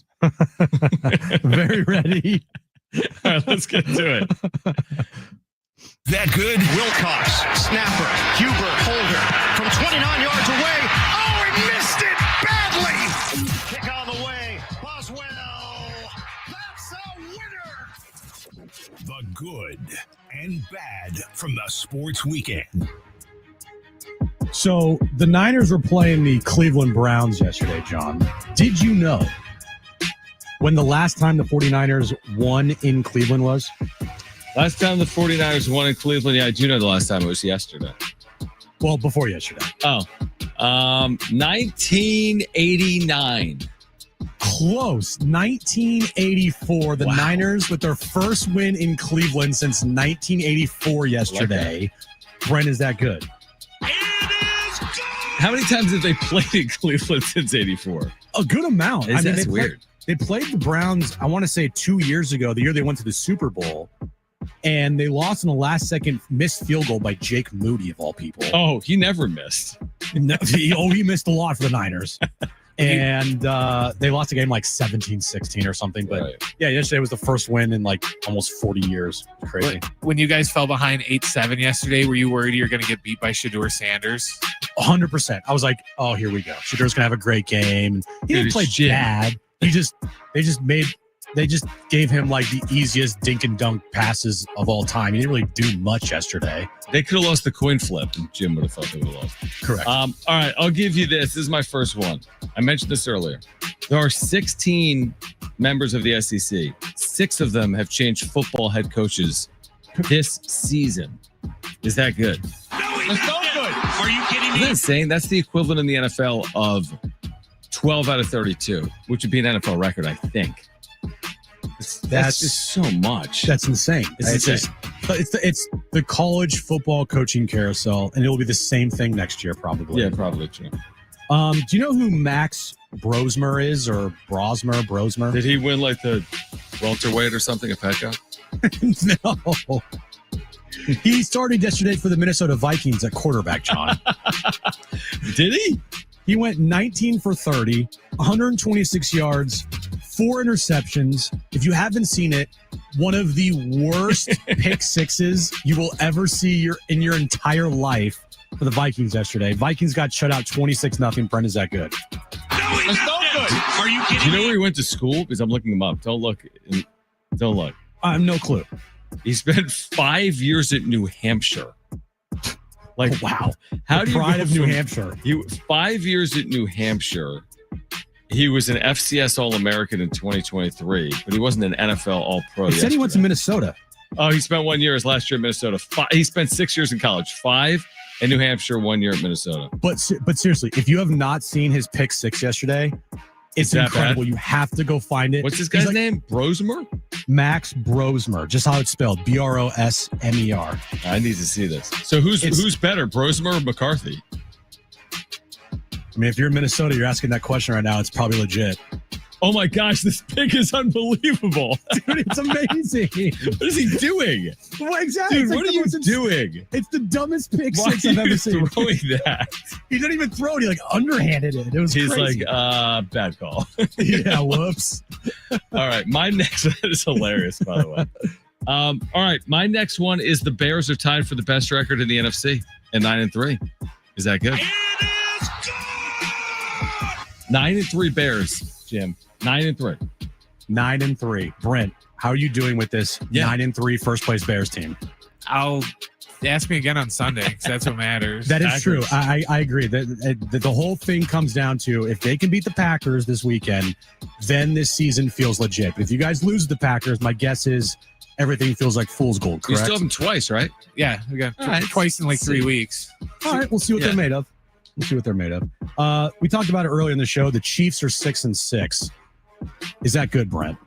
It is good. If you hate the Chiefs, It's good for great. most football fans. If you're Sammy Long, though, you had a tough Thanksgiving. Oh, 1,000%. Very, very tough. Here's my final one. I'll let you chime in on this for 3 minutes. 3 minutes. I don't know his name. Hold on. I'm thinking about the guy's name. John Cena had his second to last PLE in San Diego. Is that good? I think it was his last. Whatever. Had his last wrestling. PLE, second to last match. He wrestled for the last time. Is that good? Well, look, if you're talking about this Survivor Series, he had the best match of the night. Why did you delete your tweet? So soft. You're like, I heard it sucked, and then you deleted your tweet. Because I just didn't want to. People like, dude. For some reason, over the week, I had Blue Jays fans just destroy me. I had SDFC fans destroying me. So I just didn't want to get in the WWE crowd. But it was, I heard, not a great Survivor Series. I think the production was great. I think if you went, like, the production of everything was cool. But if you just watch that, I don't know. It wasn't. When you say watch, when you were watching on TV, a serious question. When you were watching, yeah, did you like it from a viewer perspective on television or not? And why not? I thought it was cool because it's Petco Park. Yeah, but forget about that for a second. The storylines, the event itself, if the thing was in Dubai or New Hampshire. Oh, okay. No, I thought it sucked. Interesting. So what did they do wrong? Well, like, what did they miss the mark on specifically? They only had 4 matches. Really, none of the matches had like deep storylines with the matches, other than the John Cena match, which probably had the best storyline, and it was easily the best match of the night. Yeah, I just thought it was plain basic, and overall, a lot of people are saying, like, in the IWC crowd, which is, excuse me, don't worry, they said it was the worst PLE of the year. Like, it just was not good. Now, you didn't have to pay, right? Is this all resolved through YouTube and ESPN that you could watch this without having to pay more? I streamed it through a third party. Oh, third party, a.k.a. FBI. FBI, get this man here. LeBron James gift. Right, exactly. Brent, did you watch it? No. Did you go? No. All right. I saw highlights of it. I'm saving my trial of the ESPN app for WrestleMania. I did think about it. I almost used it just because I wanted to see what Petco looked like. But WWE is, if the match finishes at 7:00 by 7:05, they have clips posted to social media already. So I just went that route. Do we think Petco like gets more of this stuff? Like, was this a? I hope so. It looked cool. It looked, I was like, it had 46,000 people there. Unique venue, obviously, for it. I saw some people at iHeart got the suite. That nice. Must be nice. The email must be my spam. Let me check. Yeah, apparently at the sports station in this city, right? Like, Mr. Sports over here, Mr. WWE, and I didn't even get an invite. Yeah. Hey, good job, everybody. Yeah. Jeez. All right, let's get to the wrap on the other side. Will Brinson will join us coming up at 4:30. We'll get into this weekend in the NFL. What is going on with AJ Preller? As in, he's got a lame duck contract where he's under contract for only 1 more year. We're here until 6 p.m. Hour 3, John and Jim, San Diego Sports 760, and live on the iHeartRadio app is next.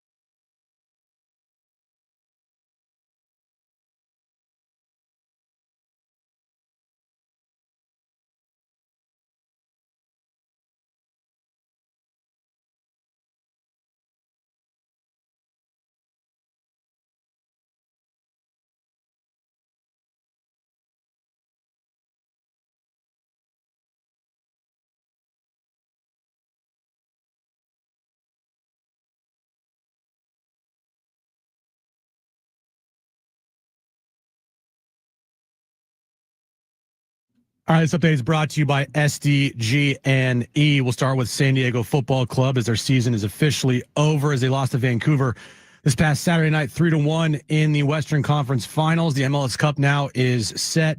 It'll be Vancouver versus Miami. The Mountain West title game will not feature San Diego State, as once again it'll be Boise State and UNLV that'll play in the title game at Boise, of course. And Lane Kiffin's officially the new head coach at LSU. He got introduced today, saying it was a dream job for him, signed a 7-year, $90 million contract. Did you know that energy demand and prices peak from 4 to 9 p.m.? Take control of your energy use and help save this winter. Use large appliances outside of on-peak hours and unplug devices when not in use. Find more tips and energy-saving tools at stgne.com/simple steps. It's John and Jim. Let's face it, in your particular field, you're the top minds. Your favorite pair. Interesting job you guys have. Very smart and very modern. They are John and Jim. What do you need to know about me? Time to pick up the pieces after the long weekend. A rough weekend for the Scarlet and Black. New Mexico wins it 23-17. Plus, the SDFC Magic Ride ends. But what a season. Baja Cup, check. CONCACAF Champions berth, check. Western Conference title year 1, check. All the expansion records except getting to the MLS Cup final, check, check, check. And a full NFL weekend as well. Now from the studios of San Diego Sports 760, it's John and Jim. All right, San Diego and Southern California, what's going on? This is hour 3 of John and Jim. We are with you until 6 p.m. Will Brinson, senior writer for CBS Sports, senior NFL writer for CBS Sports. Are you drunk? I'm just laughing because we're in different studios today. If anyone's watching on YouTube, and maybe you can tell if you're listening on the radio, maybe not. But I'm just laughing, like looking at you. But you're in this club studio. You're in this iHeart studio with backlighting and all the bells and whistles. I'm just I'm slumming it. Okay, I'm in San Diego. I'm chilling. I'm in this old school studio, and you've got all the riches wherever you are. So yeah, these studios here. I'm in behind the curtain. We have these side studios in San Diego that people go in to record, or sure. if someone's from out of town and they need to use a studio, they use these small little side studios. And let's be real, they're not the best. They got a little issue. They got some problems with them, right? This is a side studio that I'm in. It's like Studio 94 or whatever. And there's 60-inch flat screen TVs on the wall with the iHeart logo behind me playing. I have this electronic board in front of me. I have 3 monitors in front of me that I could use for my computer. Do they think you're a big deal or something? Why do they give you something good? Do they know you're on an AM sports station in San Diego? Every computer has a built-in webcam to it, attached to it, like a separate webcam. There's a Roku TV in here. It's it's really nice. And I'm not complaining. How the other half live? That's the studio they just put out of towners in, so it looks like they have a competent station. The rest of them are all garbage. Yeah. They actually are. During the breaks, I've been going around the studios, and I'm like, these are nice. They are all up to date.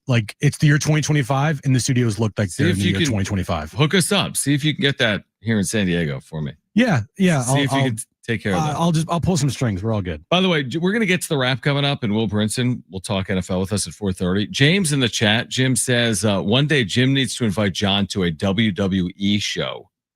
That'd be quite the adventure for John. Why don't you? Yeah. Well, how come you've never invited me to SmackDown? Because you won't go. That's how it's called. You got it right. I'll go SmackDown because inviting you to a WWE event is essentially inviting you to go watch a movie. You just don't do it. I'll wear a John 316 shirt, but I'll just have JON because that's my name. We'd be there for 10 minutes, and you'd be like, "Can we go now?" You'd be like, "I'm bored. What else is on? Can we go watch college basketball?" I don't think that guy's really hitting that other guy. Well, I would want to go to a big event. I don't want to go to some random event. I want to go to WrestleMania. Do you have $1,200 to spend on nosebleed seats? No, but you're supposed to invite me and get the tickets for me. No, I'm not going to buy tickets for you. Fine. But I do guarantee, though, if you went to a WWE event, you'd be I would hate it. Well, yeah, of course you would hate it. But you wouldn't think it's fake because these guys are throwing each other around. No, I know that. No, but what do you mean by that? Of course, I know that these are like ridiculous athletes and like things can happen and they deal with like a lot of wear and tear as athletes. But we still know it's scripted, right? I mean, it's scripted. Yes, yeah. There's a winner and a loser, and the outcome is scripted. But in the ring, throwing guys around, jumping off ropes, laying out like real. It looks real. I mean, these guys are ridiculous. I mean, could I do it? Could you see me as a wrestler? What would your wrestling name be? The Tofu Twig? The Tofu Twig, man. I love that. Here comes the Tofu Twig. Yeah, I'd be like all like vegetarian items. You look like the son of Harvey Whippleman. Pretty intriguing. I want to see me against what was his name? Like Yokozuna. Your finisher's like the lettuce splash. The lettuce splash. I don't know, dude. It's the kale kick from the corner. There was something in our text line 70470. You can start it with the word team if you want to weigh in. 70470. Start it with the word team. I thought there was something that I wanted to mention to you, but there might not be. Someone telling me I'm an idiot on the text line? Potentially. But I'll look for that. But right now, let's get to this. It's time for the wrap. Presented by Sombrero Mexican Food. Check out their website at sombreromex.com. Do you think Sean Lewis returns next season after taking San Diego State from 3-9 to 9-3? I hope so. But again, I'm not going to give the benefit of the doubt to any coach because, like we've seen, the coaching carousel in college football. One day, a coach can be as committed as one could be to a program, and then they're gone the next day. So, it's probably, if he would you think that he would release like a statement saying like he's returning, or does he even need to? No, I don't think you would. The only thing you sometimes see when coaches do return is they'll like either put out a release on a new contract or sometimes leak to like national media. Like Pete Thamel's reporting that Sean Lewis has been extended through, I'm making this up, through 2030. That happened with New Mexico this weekend. Jason Eck was extended. Yeah. But I don't think that's, I don't know. With San Diego Why would you State, extend him? I mean, he's got 3 years left on his deal.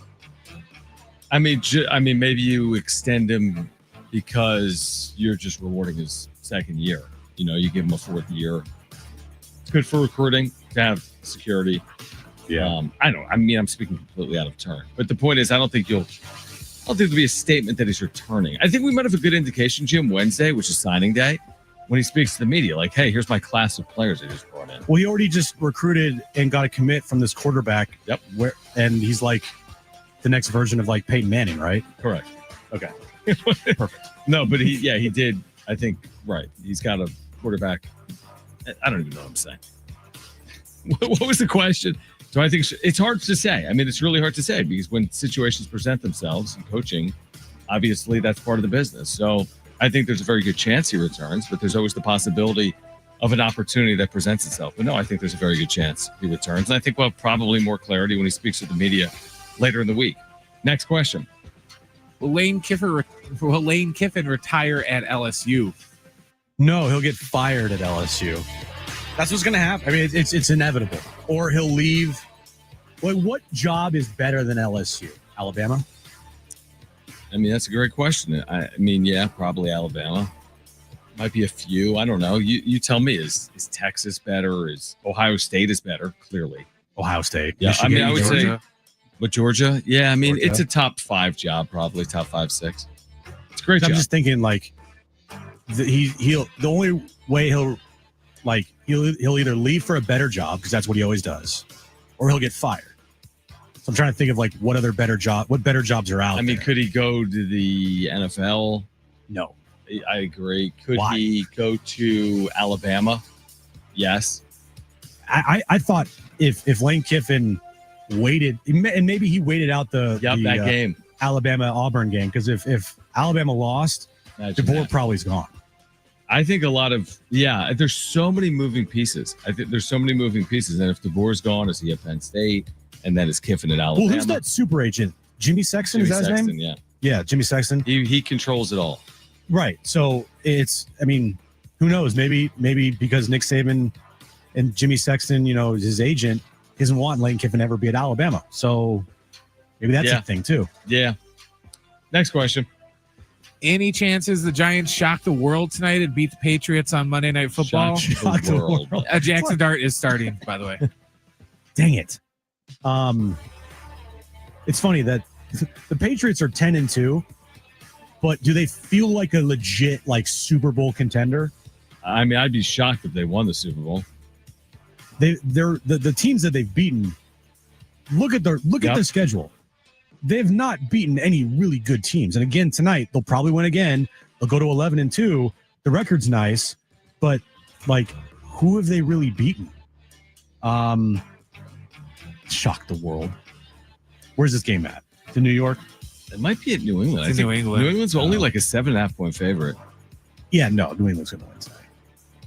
Yeah, I think I don't think David Tyree is walking out of that locker room for the Giants. Tyree. So I think that he sucks as a player. You couldn't say anybody else like Eli Manning. The or last Odell Giants Beckham Jr. Patriots game of consequence was with David Tyree, was it not? Well, you might want to use another player that was equally as important or probably way more important in that game than David Tyree, who caught that pass. Eli Manning. Oh, they would have won the Super Bowl without him catching that pass? No, they wouldn't have won, but who's thrown him the football? It wasn't a great throw. It was a great catch. True. Yeah. But the Super Bowl MVP, who was he the Super Bowl MVP that year? Who, Eli Manning? I feel like Eli Manning's a 2-time Super Bowl MVP. Or was it Plaxico Burress or Justin Tuck? I thought it was Manning. Brent's looking that up. It probably is Manning. Yeah. I think the Giants shock the world tonight and lose by only 3. Oh, perfect. 24-21 Pats tonight on Monday Night Football. 24-21. Next question. He's looking up with Eli Manning. How much of the game will you watch tonight, John? Honest answer. I watch Super Bowls, and this is a Super Bowl type game. Watch Super Bowls. What's more likely, the Chiefs miss the playoffs or the Cowboys miss the playoffs? More likely. Good question. Isn't that a good question?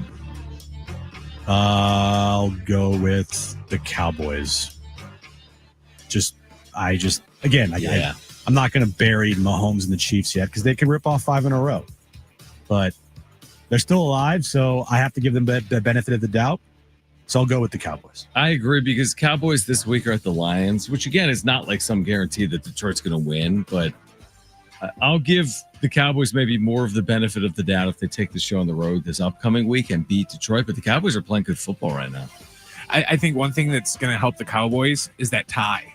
Because people keep forgetting about it. But, we always make fun of teams when they tie, but the tie is better than a loss. So one less loss. Oh, and stupid. Giants Super Bowl MVPs, they've only had 3. Eli won it twice, then Otis Anderson and Phil Simms. Okay, so Eli did win it, the 2 Super Bowls the Giants won here in recent memory.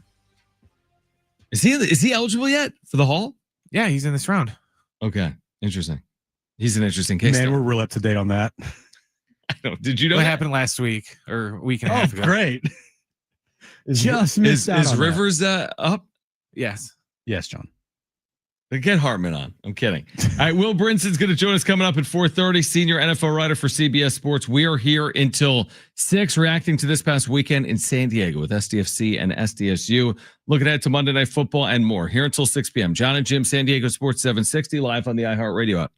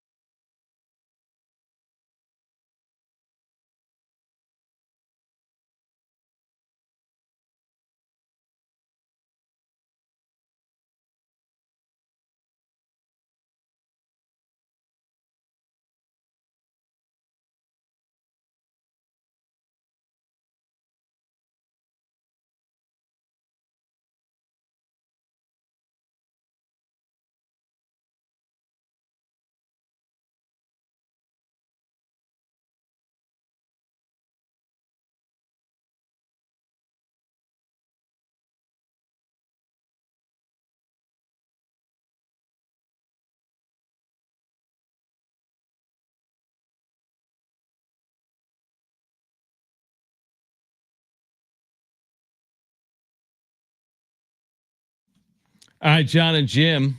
San Diego Sports 760 here until 6 p.m. Will Brinson's going to swing by. Get you ready for tonight's showdown, Monday Night Football. He'll join us coming up at 4:30. I had something for you. Oh, yeah, you mentioned in your update, you said that Lane Kiffin called it today when he was introduced at LSU his dream job. You can't go to that well 5 times in your career. He's went to that saying like every stop. Yeah, you can't be like, SC is my dream job. FAU, my dream job. Yeah, Tennessee, exactly. my dream job. You can't only have dream jobs. You have to have some jobs that aren't dreams to ultimately get your dream job. Yeah. Like, well, what do you expect him to say at like when he's introduced as the Ole Miss coach 5 years ago? You know what? I'm just using this as a stepping stone to get to hopefully LSU. Did you watch?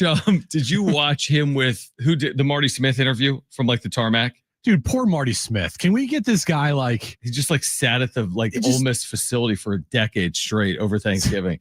I feel so bad for the guy. Give him a raise. But did you hear at the end of it? He's like, I pray. I almost wish we had the audio right now. I'm just thinking about it I prayed for this. No, not just I prayed on it. Didn't he say at the end like God told me to? I'll be honest with you. I tapped out after like 90 seconds of listening to it. I'm like, it's just so insincere when I don't know. He is the most insincere person in college athletics. Why did it play out over 4 weeks? There was so much drama. Lane Kiffin. It's Lane Kiffin. What do you expect? I mean, this is one of those things that like, why drag along a fan base like that? Specifically, like Ole Miss. Like, can you imagine doing a sports talk show in Oxford, Mississippi today? I don't know if that's possible, but like, imagine like a YouTube show on this. I know. Like the dude that you mentioned that said disparaging things about Kiffin. Can't make a hoe a housewife. Oh, you can say that on the radio. That's right. You said that earlier. The point being, like, you think today's like a Black Monday in San Diego with SDSU and SDFC. Imagine Ole Miss fans today. People found out today that, like, remember, Lane Kiffin's dog at Ole Miss? His dog? So Lane Kiffin's dog at Ole Miss became like this like cult figure. Is that real? No, the dog's real. Okay. Except the dog was never Lane Kiffin's dog. Wait, what? Yeah. The dog was never Lane Kiffin's dog unless I got stooped on that. Whose dog is it? I don't know. They just like just like he lived with a dog that wasn't his just for the look. That's what the streets are saying, John. Is the street? I mean, it's interesting. I will say this: the guy can coach some football, can he? He can coach, but he's also a giant sleazeball, and he is as slimy as it gets when it comes to only caring about himself. Which, again, some people might view it as that's fine. I get like, hey, I don't want to care about myself too, but the fact that every stop that he's been, he has burned down every single bridge. At some point, should we be surprised by this with Lane Kiffin? The answer to that is absolutely not. Yeah, here's the thing. I don't have an issue with him leaving. I have an issue in which the manner in which he left, like how he left. Like he gave Ole Miss 6 years. Like that's a good amount of time. He won at a high level. The most successful football seasons in Ole Miss modern history are under Lane Kiffin. So I think it's reasonable that he's not going to retire there. I just don't like the way in which he went about it. I despise the way in which he went about it. All right, then how should he have gone about it then? I think that once he was linked to LSU, he should have left for LSU and not strung out Ole Miss for weeks on end. You know what I mean? Like I think it should have been more. Now, I've only obviously kept up with this story the last 48 hours. Was the Lane Kiffin LSU rumors before the Egg Bowl? Oh yeah, okay. Way before. Was it like right after they fired Brian Kelly? His family took private tours of Florida's campus and LSU's campus like last week. They flew jets to pick up the family. You see what I'm saying? It's such a weird public courting. Dude, that SEC money, bro. Dude. Like it's just insane. It's ridiculous. Yeah. It's a different world. Like I've never been down to the South there. South there. Have you been to any of the states that constitute the SEC? That's me asking you, have you been to Florida? You have. I have been to Florida. Yes. Have you been but you haven't been to Gainesville. Have you been to Texas? Yes. Have you been to Mississippi? No. You've never been to Mississippi? No. I've never been to Mississippi. Yeah, you're saying it's like it's a big thing. I know. But yeah, I get your point. You're saying like in the deep South, right? It's I've never different like world. different world. Like it's when it comes to football, when it comes to SEC football, college football, right? Like bigger than the NFL down there. Not close. Not even close. Yeah. Not even close. It's not as big on a national level, right? But in that area, you SEC football or an NFL Sunday. No, everyone's choosing a college football Saturday. It's not even close. No doubt. Oh, is that the end of your point? It was my end of the point. I was waiting for a retort from you, but yeah, I mean, listen, it's interesting, and the college athletics keeps getting a little more interesting by the day, truthfully. Yep. It's the wild, wild west, and I mean, there's like no regulation. There's the transfer portal is a giant S show. The NIL is a giant S show. All these kids care about nowadays is money. Coaches, they'll leave, a team high and dry at a second's notice. It's just, it's crazy. It's absolutely crazy. I mean, again, I think that's more of like a indictment. I think that's more SEC, Big Ten. For sure. Because they run college P4 athletics. Yeah, exactly.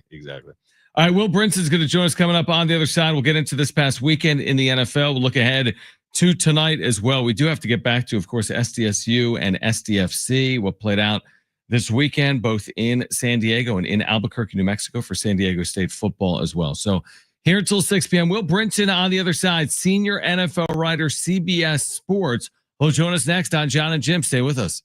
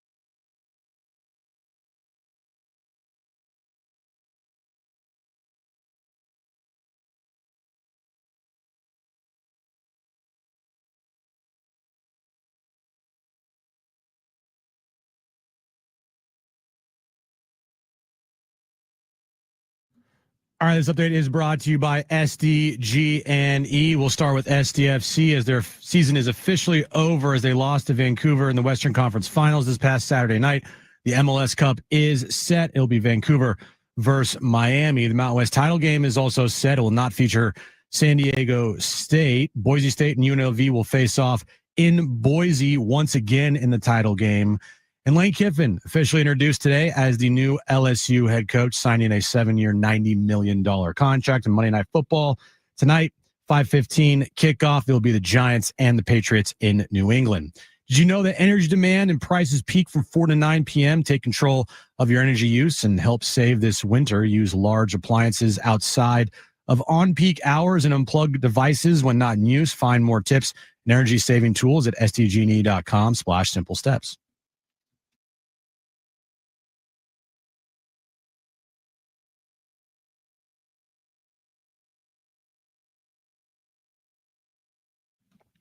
All right, Will Brinson's going to join us momentarily as we're getting ready for Giants and Patriots.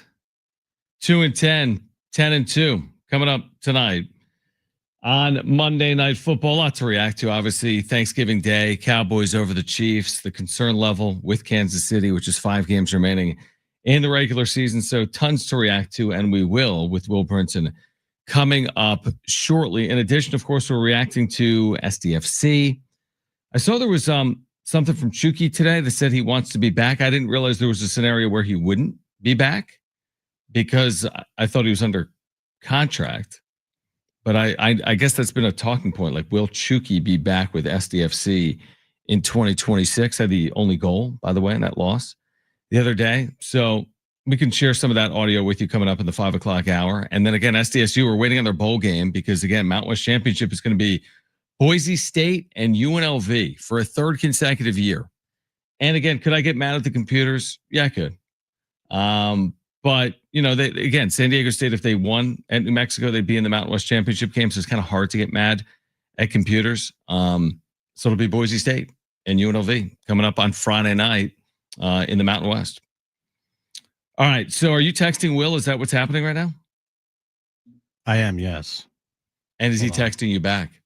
Yeah. And is he saying he'll call in? He said he'll call in, yes. So what is it? When we call Will, it doesn't work or whatever because he has us blocked?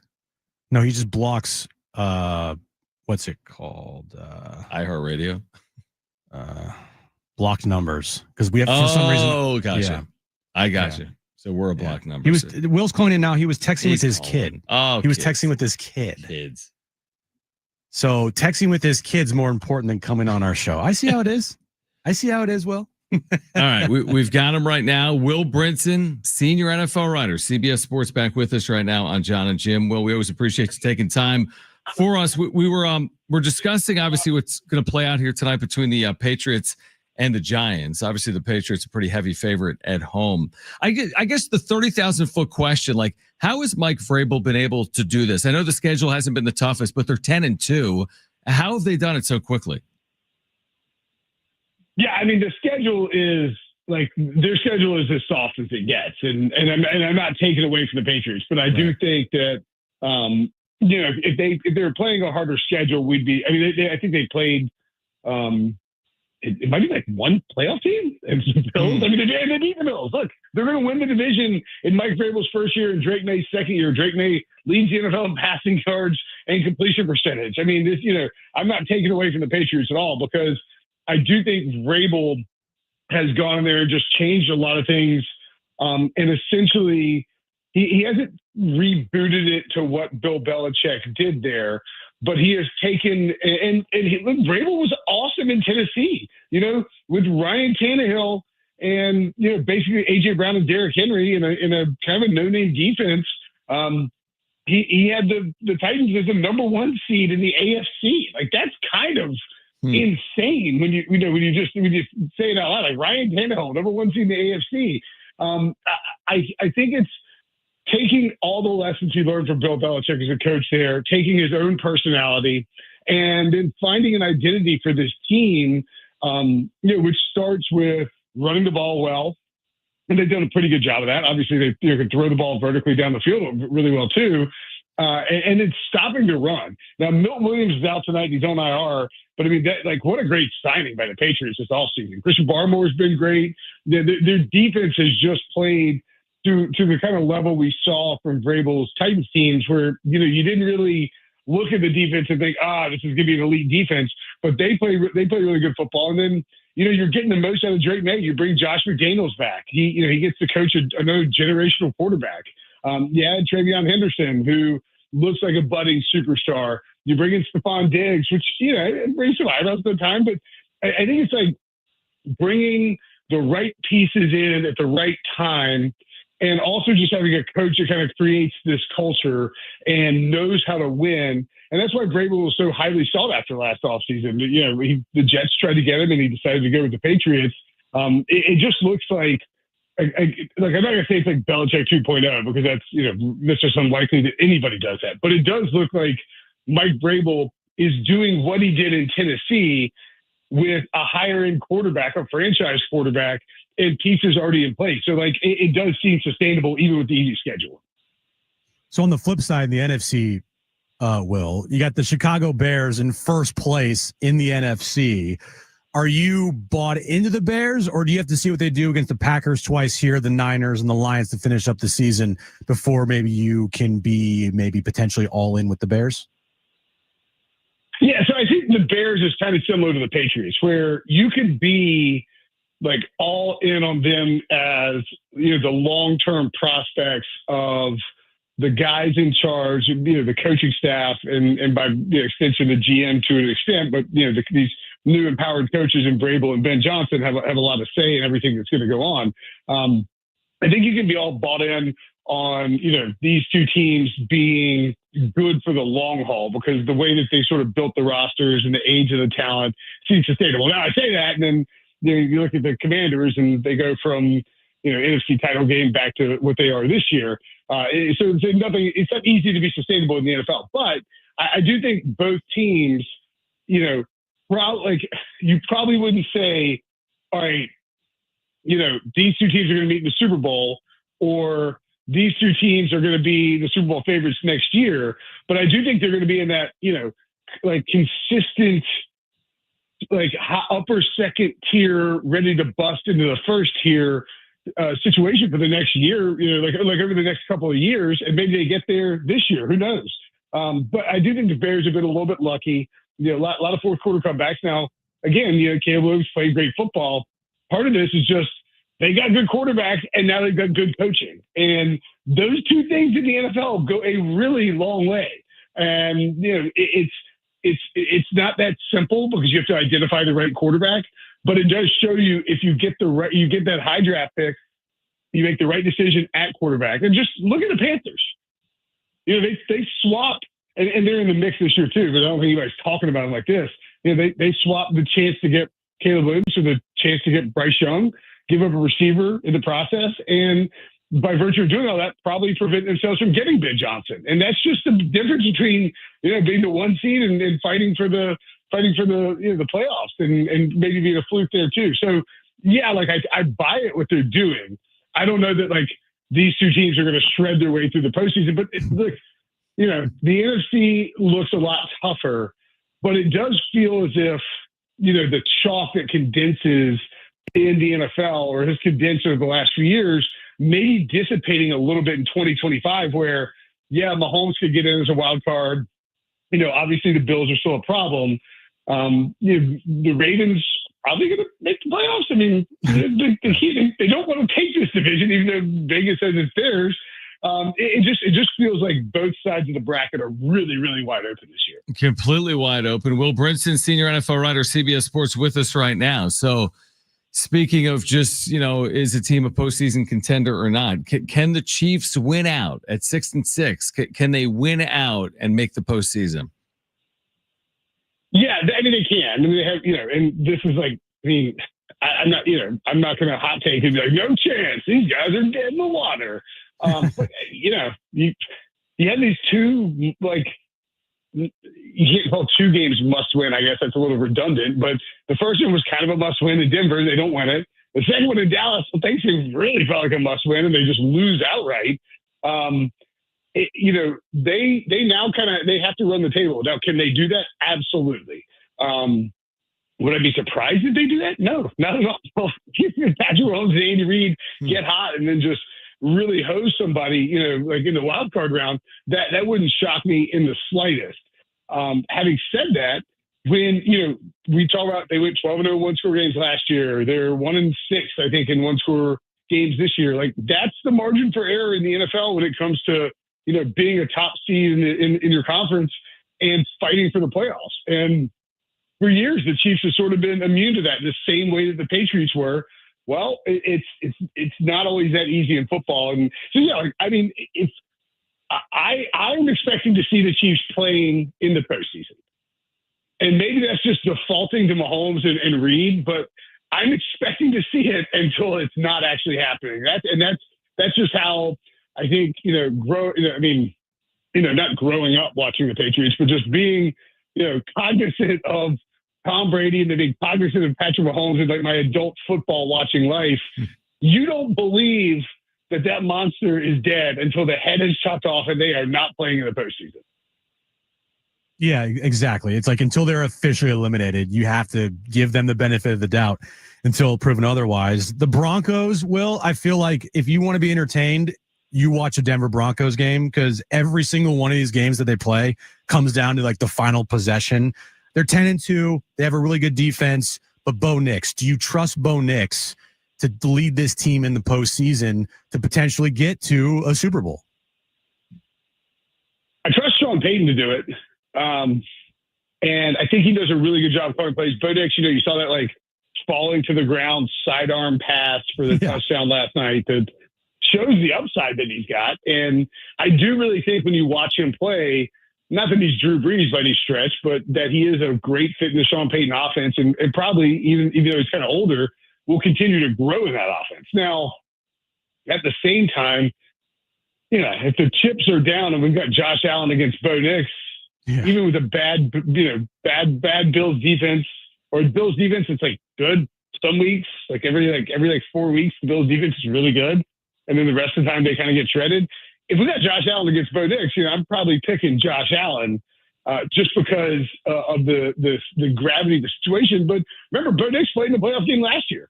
So, he's been there, he's experienced it. I think he'll be more prepared this time around. It's just so wide open where, the Bengals aren't out of it with the 4 seed, right? Right. The Steelers and the Ravens don't want to steal that division. I mean, it feels like in a year where the top, like the Lions aren't trustworthy, the Eagles aren't trustworthy, even the Rams, the best team in football, were, so they go and lose to the Panthers, right? It's like the Chiefs are out of the playoffs right now. The Ravens cannot seem to really get it together. The Bills always have issues on defense. It just feels like there's going to be some chaos in the playoffs, and we might get some kind of weird matchup in the Super Bowl. Bring it on. That sounds exciting to me. We've seen I guess that's my way of saying that. No, I don't necessarily trust Bo Nix to go out and do that, but I think that Bo Nix has shown that he can play and get hot enough for a stretch where if he ripped off a couple of great games in the postseason with Sean Payton calling plays and that Denver defense, they did it with a broken Peyton Manning and Brock Osweiler in 2015. Right. I don't think it's like that far out of the realm of the possibility. All right. Well, we'll stay tuned. Obviously, as we head towards the stretch run here in the NFL, Will, we appreciate you taking time for us. We will do it again next Monday. And thanks for hopping on. All right, boys. Talk to you next week.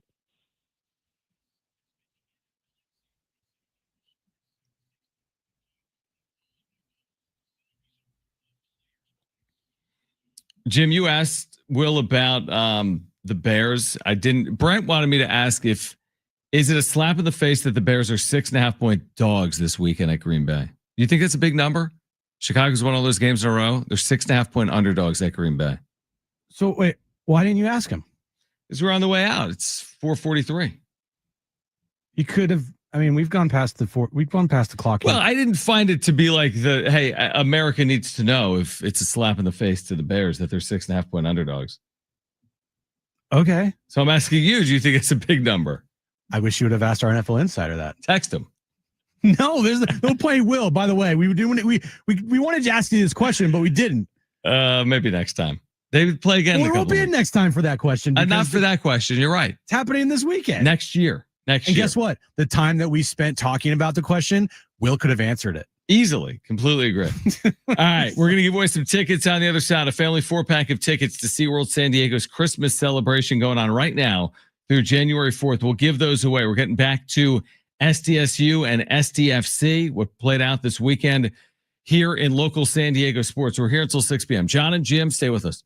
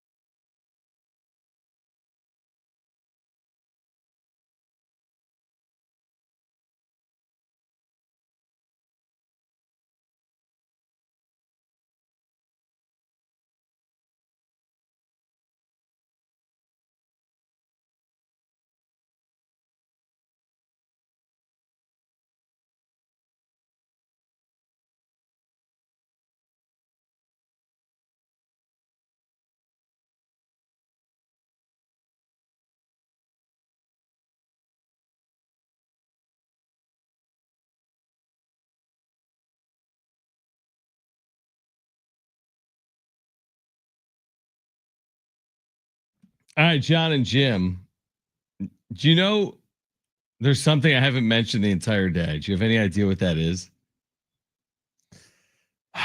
What have you not mentioned the entire day? I don't know. What is it? The net. Oh, oh boy. Well, I'm guessing you haven't mentioned it because San Diego State's net ranking's not great. That's accurate. And because I know you're not going to want to break down the net for 9 minutes. I did see net rankings came out today, and there's some crazy net rankings out there because of how few games have been played so far. Early, yeah. I mean, San Diego State's at 123, which again makes sense because they lost at home to Troy and they lost 2 out of 3 in Vegas. Oregon's like in the 190s. Oregon's near 200, yeah. So give it's me like a random team with a high net ranking that should not be there. That's hilarious. I don't have it in front of me. Yes, I do. Of course you do. It's only do you think at the end of the year Yale is going to be a top 25 team? Because right now Yale's at the top 25 of the net. Probably you not. Know, like, do you see Tulsa at 27th best college basketball team in America? I don't. Or Santa Clara, who's supposed to be. But so the net rankings came out today, and you just didn't decide to lead with that? I'm shocked. No. Here's the thing. A couple of years ago, they came out a lot later, and San Diego State was in the 1-teens, 2021. And then they got red hot and played really well, and they weren't even like on the bubble. So I'm not going to overly concern myself with it right now. What I think, if I'm Brian Dutcher or these players, you just got to worry about playing better. You know, if San Diego State was like a top 15 net, I'm spending 4 hours on it. No, longer than that. That's right. Probably. I'm going 4 hours free. plus. You're going 4 hours and then an extra hour after. There was a year, I think, when it debuted, they were number 1. It's like 2020 with Malachi Flynn. Yeah, they were like number 1. So again, would I prefer them be higher than 123? Yes, but do I recognize that they've lost at home to Troy and they're 3-3 overall? So I wasn't expecting them to be really higher than this. I really wasn't. So now I'm curious to see kind of where they go. I don't know how much of the games in Vegas you watched, but obviously the Michigan game did not go well. But I didn't know Michigan was like the 17 Warriors. They're better than that. They're right? like. They were blowing teams out by 50. They would beat the Globetrotters by like 45. The Globetrotters in their heyday. So there was the Michigan game, okay, but then they bounced back and they beat Oregon by 20, which I thought was encouraging. And then they led in the second half with 10 minutes to play against Baylor, and then they lost by 10. Yeah, that game kind of got away from them in the second half. Yeah, they didn't play well down the stretch in that game. So I don't, we'll see. They play again Wednesday night against the team that's 73rd in the net. Utah Valley's 73rd. Well, from the start of the Aztec season, would you agree they got some work to do? Oh, absolutely. They've work to do. Yeah, they got some work to do. And I think for anybody, myself maybe included, that thought that this team was not going to just walk their way through the Mountain West Conference because everyone picked them to win the Mountain West Conference. They have all these returning players. They have, a very deep roster. I think we have to take a step back and realize that this is probably going to be a grind. Potentially could be a grind. They have the talent to do it. Can they get together and can they find the right recipe with the talent they have on this roster to put together a string of, consecutive win after consecutive win after consecutive win and really get on a roll here? So far, it's been difficult for them, but they've also played some tough opponents. The Troy game, that was a bad loss at home. Michigan, shoot, they could win the national championship this year. They're that good. Baylor, we'll see, but so far it feels like they're going to have some work to do. Yeah, I mean the one thing that I don't know if we're fully taking into account is that you got huge pieces coming off significant injuries. Now I did the whole on paper game. Oh, Reese Waters is back. Just plug him right in. Well, he missed a year with a foot injury and had an Oregon game where he was incredible. But to ask these players to be who they were before the injuries, they're kind of ramping up. Magoon Gwath had to play 3 games in 3 days. He's 8 months removed from major knee surgery. He's only played 4 games this year. Again, we all expected him to be mid-season form right away, and I don't think that was very realistic or fair, truthfully. So I want to see what they look like as they really get going. And that starts this month, this month in December, beginning Wednesday night against a Utah Valley team that, again, is top 75 right now in the net. So I want to see them get going. They're fully capable of getting going. And I'm curious to see what it's going to look like as they get, more, I don't know, just more into their rotations and more aware of like how they're going to use their depth. I still feel like that's obviously a work in progress because there's so many pieces and some of these guys are coming off injury. I'll tell you one player that has been unbelievable is LZ Harrington. Oh my gosh. The true freshman point guard. Do you know what he's shot from 3 this year, Jim? I'm going to guess in the 40%. How about 91%? 91? Is that good? He's like, hey, Steph, hold my basketball. Jeez, 91%. He's 10 of 11 from beyond the arc so far this year. 90, like 9-1? 9-1. He's shooting 90. Now, I don't know if that's going to maintain. I don't know if he's going to shoot under 91%, but he has been incredible. They got great pieces. Let's just watch them settle into this year is my point. Let's just let that happen. 91%? But if he shoots 91% this year, it's going to be a very good year. He needs to be shooting like 13 threes per game. He's got to make 12 out of every 13. They're going to be amazing if he shoots 91% this year. That'd be like a record, right? I think it would. Yeah. All right. Call right now if you want a family 4-pack of tickets to SeaWorld San Diego's Christmas celebration. Twinkling Lights meet Ocean Delights November 14th. That's now.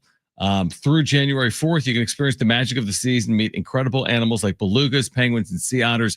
Caller 7, you're going. 877-767-4760. We have a free 4-pack of tickets to SeaWorld San Diego's Christmas celebration. Caller 7, you are going. 877-767-4760. Plus, they've got a million dazzling lights, the all-new Clyde and Seymour's Christmas, tickets and more at SeaWorldSanDiego.com. Back to what Sean Lewis and Mikey Varas had to say after losses this weekend by SDFC and SDSU. That's on the other side. John and Jim, San Diego Sports 760 and live on the iHeartRadio app.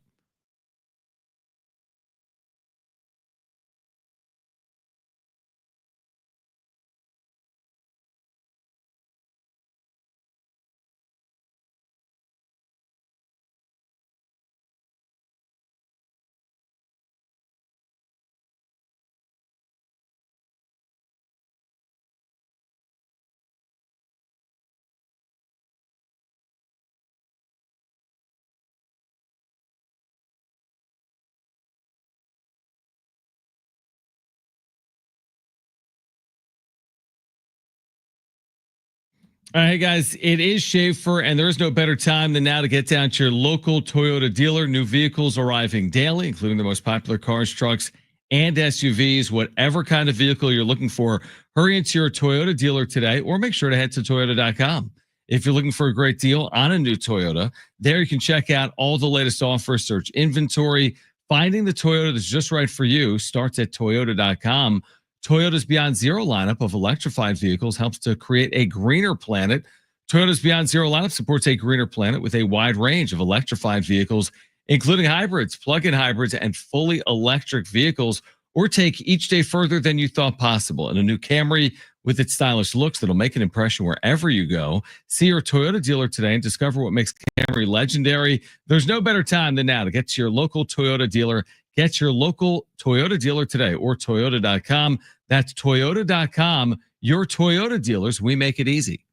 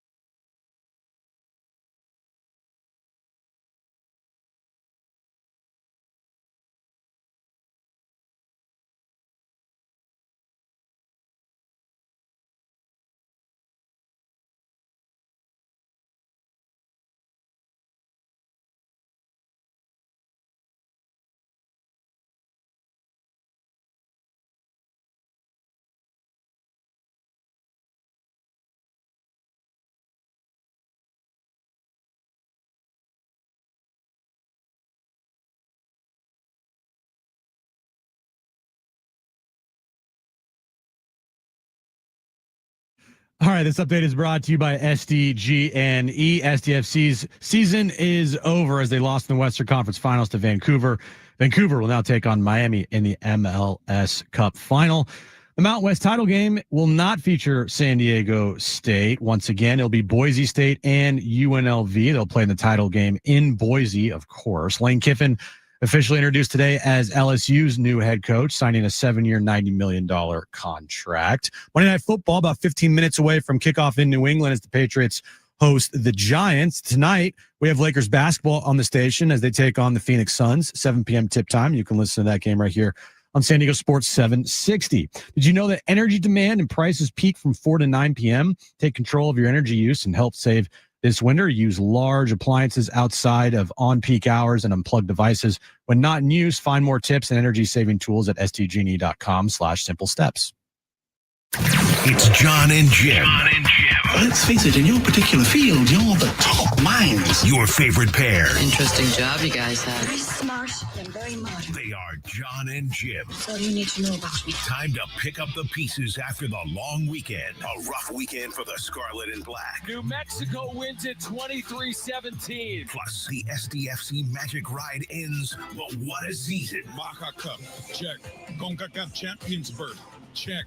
Western Conference title year 1, check. All the expansion records except getting to the MLS Cup final, check, check, check. And a full NFL weekend as well. Now from the studios of San Diego Sports 760, it's John and Jim. All right, San Diego and Southern California, what's going on? This is the final hour of John and Jim, man.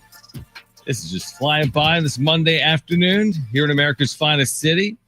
We're going to hear from... I can't even. Man, well, can I... Do it. No, I can't. Do it. Do you know what I'm about to say? No, I don't know what you're about to say. Well, but just do Brett, it. I was about to tell our listeners about what I'm going to be experiencing tomorrow. Why wouldn't you say that on the radio? Because it's not like, it's one of those things you don't really talk about like around like the dinner room table. Or the John's missing the table. show tomorrow because he's getting the colonoscopy. Correct. That's exactly right. I'm having a colonoscopy tomorrow, which I've kind of put off. You're supposed to have it when you turn 45. I'm looking at you, Brent. Okay? Because we're both 45. But I turned 45 like half a year ago. I'm like, I mean, nobody's like, let's get it done, boy. Like, it's not one of those things you're like excited Let's get this thing about. going, man. I need to get my colonoscopy. Right. So, and here's the thing for anyone that's ever had one. I didn't even read the paperwork until today. I'm like, I'm having a colonoscopy tomorrow. I wonder if there's anything I have to do today. Oh my gosh. Well, just so me, right? Don't eat. Yeah, don't eat food. I can't eat. I haven't eaten one thing all day. I'm drinking Spindrift. Don't you have to drink like a certain fluid to flush out your system? Well, they'll be flushing tonight. There'll be some flushing. Oh boy. There'll be some. It's called kombucha. Yeah, honey, I gotta spend the night in the bathroom looking at Ken Palm ratings and flushing out my insides. There'll be a lot of net rankings tonight. I promise you that. Yeah, a lot of something else too. So I haven't eaten anything. I'm doing a 4-hour radio show. Soft. I can, and this thing isn't even until tomorrow at 10:30 a.m. That's so late. So I'm starving. Gonna die. You'll be done by 2. Great. You'll be fine. Oh yeah, I'll be here. I'll race over here. Just do the show standing. So, wait, hold on a second. Yeah, I'm listening. So you're not supposed to eat anything for 24 hours, right? I mean, it says the day before. So I woke up and I'm like, I have to eat. I had oatmeal. Kristen's like, just have oatmeal. You had oatmeal. That's it. I had oatmeal at 7 a.m. No wonder you're starving. I'm starving, dude. I've had drinks. I had a popsicle. I had some soup broth. Not as good as it sounds. You should have eaten like actual food this morning, but knowing you, that's impossible. The thing told me not to have anything. Okay. And now I got this prep kit at home. Wait, hold on. What do you have to do to prep yourself besides like you mix in some thing, blow out your insides? Well, that's what I'm saying. You drink something, and then after you drink it, you just like explode everywhere. I don't know if you explode everywhere, but again, this is one of those things. It's like that part in Dumb and Dumber, Jim. John has no idea what that is. I know. Is that me? Is that about me and Jim? No, it's about. Well, yeah, the show could be called Dumb and Dumber. There's a scene in Dumb and Dumber when he's in the bathroom and he's just like blowing the bathroom up. Well, I guess my point is, listen, I'm all for having colonoscopies. As in, I'm all for knowing beforehand is the problem. Yeah, I'm all for taking care of one's body. And like, again, this is the type of thing that you should do if you're a male in your 40s or your 50s, mid 40s or later. I'm talking to some of you guys driving home right now. I know it's one of those things we all put off, including myself, but I'm like, I got to do it because you just got to do it, bro. But couldn't they have a better, isn't there a better system in 2025? Can't they like draw my blood? No, John, they need to go up there and they need to just like circle around and then you see what's going on. I don't think they circle around. I don't think that's part of the. I've never had one. I'm only 36 years old. But are you like going under? Like, what's the? Yeah, I mean, I'm going under. So you're not going to. This is not a procedure where you're awake. You don't want to be awake for a colonoscopy. You don't want to see what's happening. No, this isn't one of those like. You're not gonna go Katie Couric and like tape it and put it on the news. No, like this isn't one of those things that like you've been like anticipating your whole life and like excited about. Well, of course not. I don't want to like be like, oh man, I can't wait to have a colonoscopy. Today's finally the day. I've been waiting forever. Waiting for this for 45 years. So like Brian here in the chat says, I had one earlier this year and it wasn't terrible. The prep is the worst part. And the procedure, you're asleep for like 30 minutes is the best nap ever. I'm fine with that. So, okay, now let me ask you this question. So when's your procedure tomorrow morning? 10:30 a.m.? It's at 10:30. Okay. It's not 30 minutes. I'm not going to be in it too, bud. I'm just. They told me I have to have someone drive me there and back.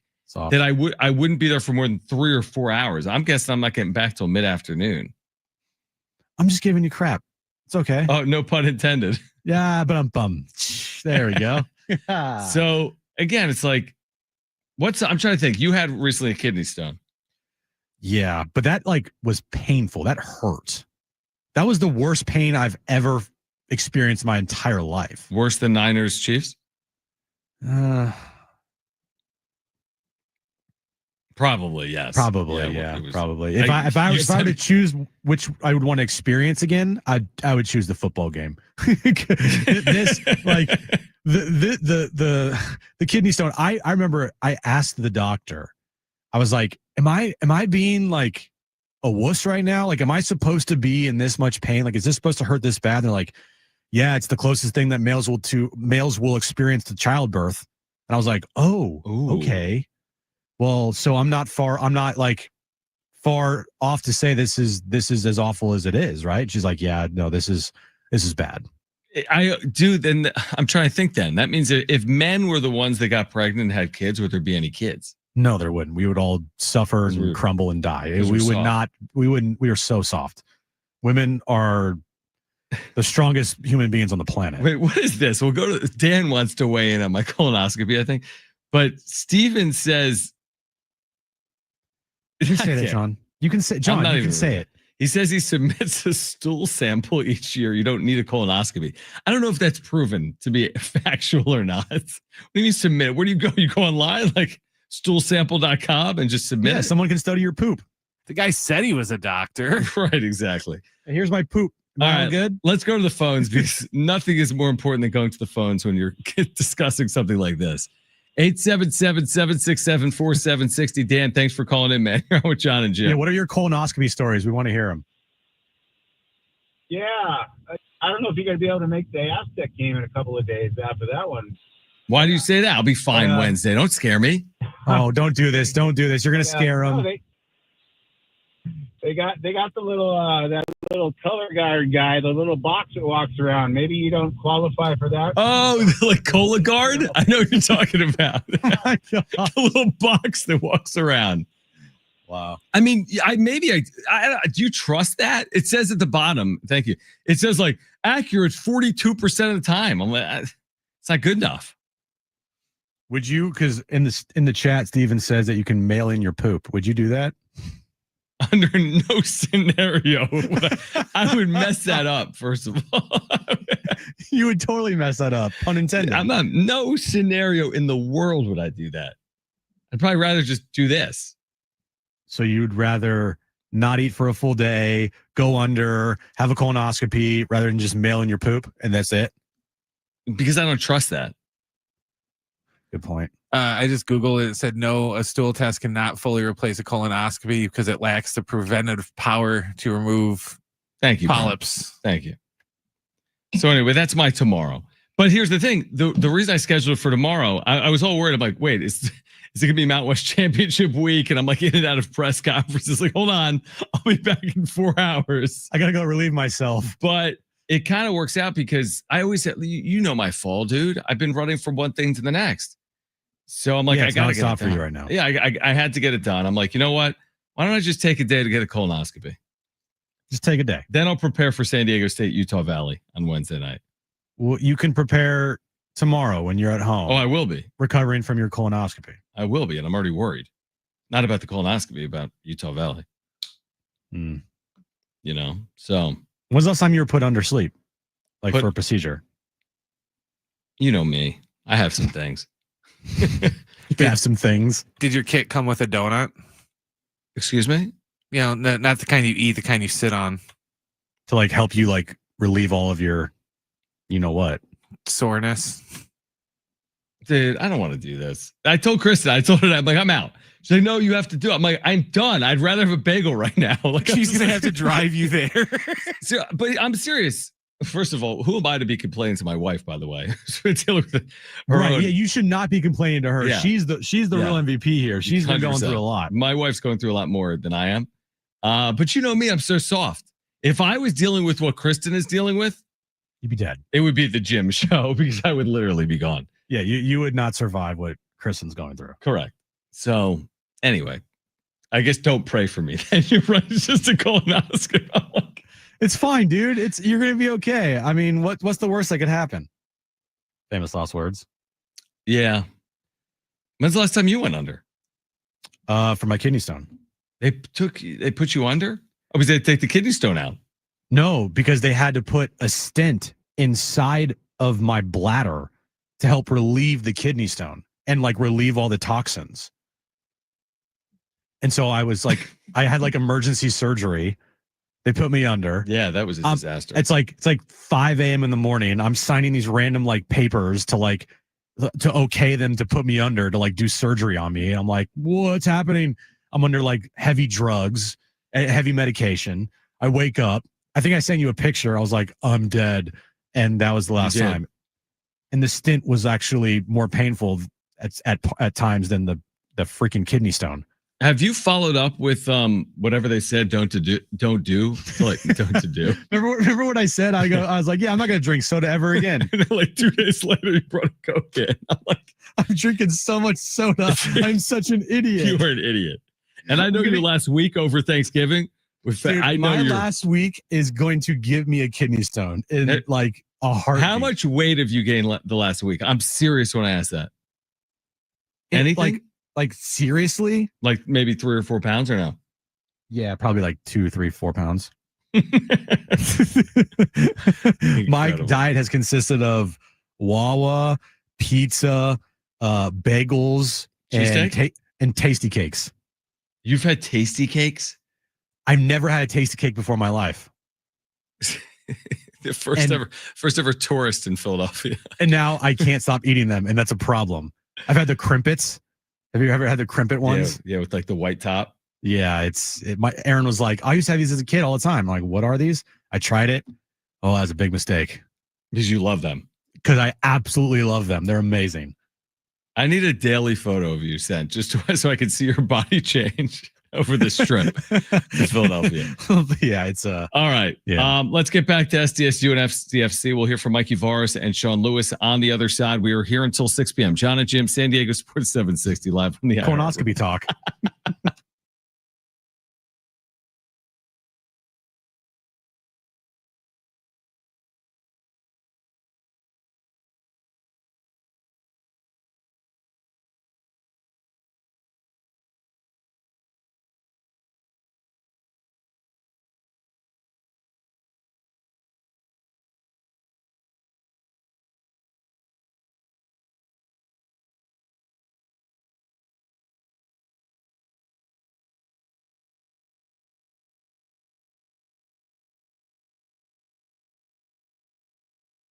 All right, hey guys, it is John and Jim again for our friends over at the all-new Jamul Casino Resort, the Players Place. We've been telling you about the hotel and spa now open over there. The next level of luxury, it has arrived. You can treat yourself to that stunning new stay, rooftop relaxation, indulgent spa treatments, and all the thrills of Jamul Casino Resort, now all in one unforgettable destination. Yeah, savor San Diego's ultimate endless dining experience at Jamul 23. From their world-famous lobster brunch served every morning to luxurious VIP endless dining experience each evening, you can indulge in chef-curated specialties, fresh seafood, prime cuts, and decadent desserts, all with stunning panoramic views. A little more about the spa, which is now open. You can unwind in style. You can experience pure relaxation with indulgent treatments, serene spaces, and a retreat designed to refresh your body and mind. Only at Jamul Casino Resort, the Players Place.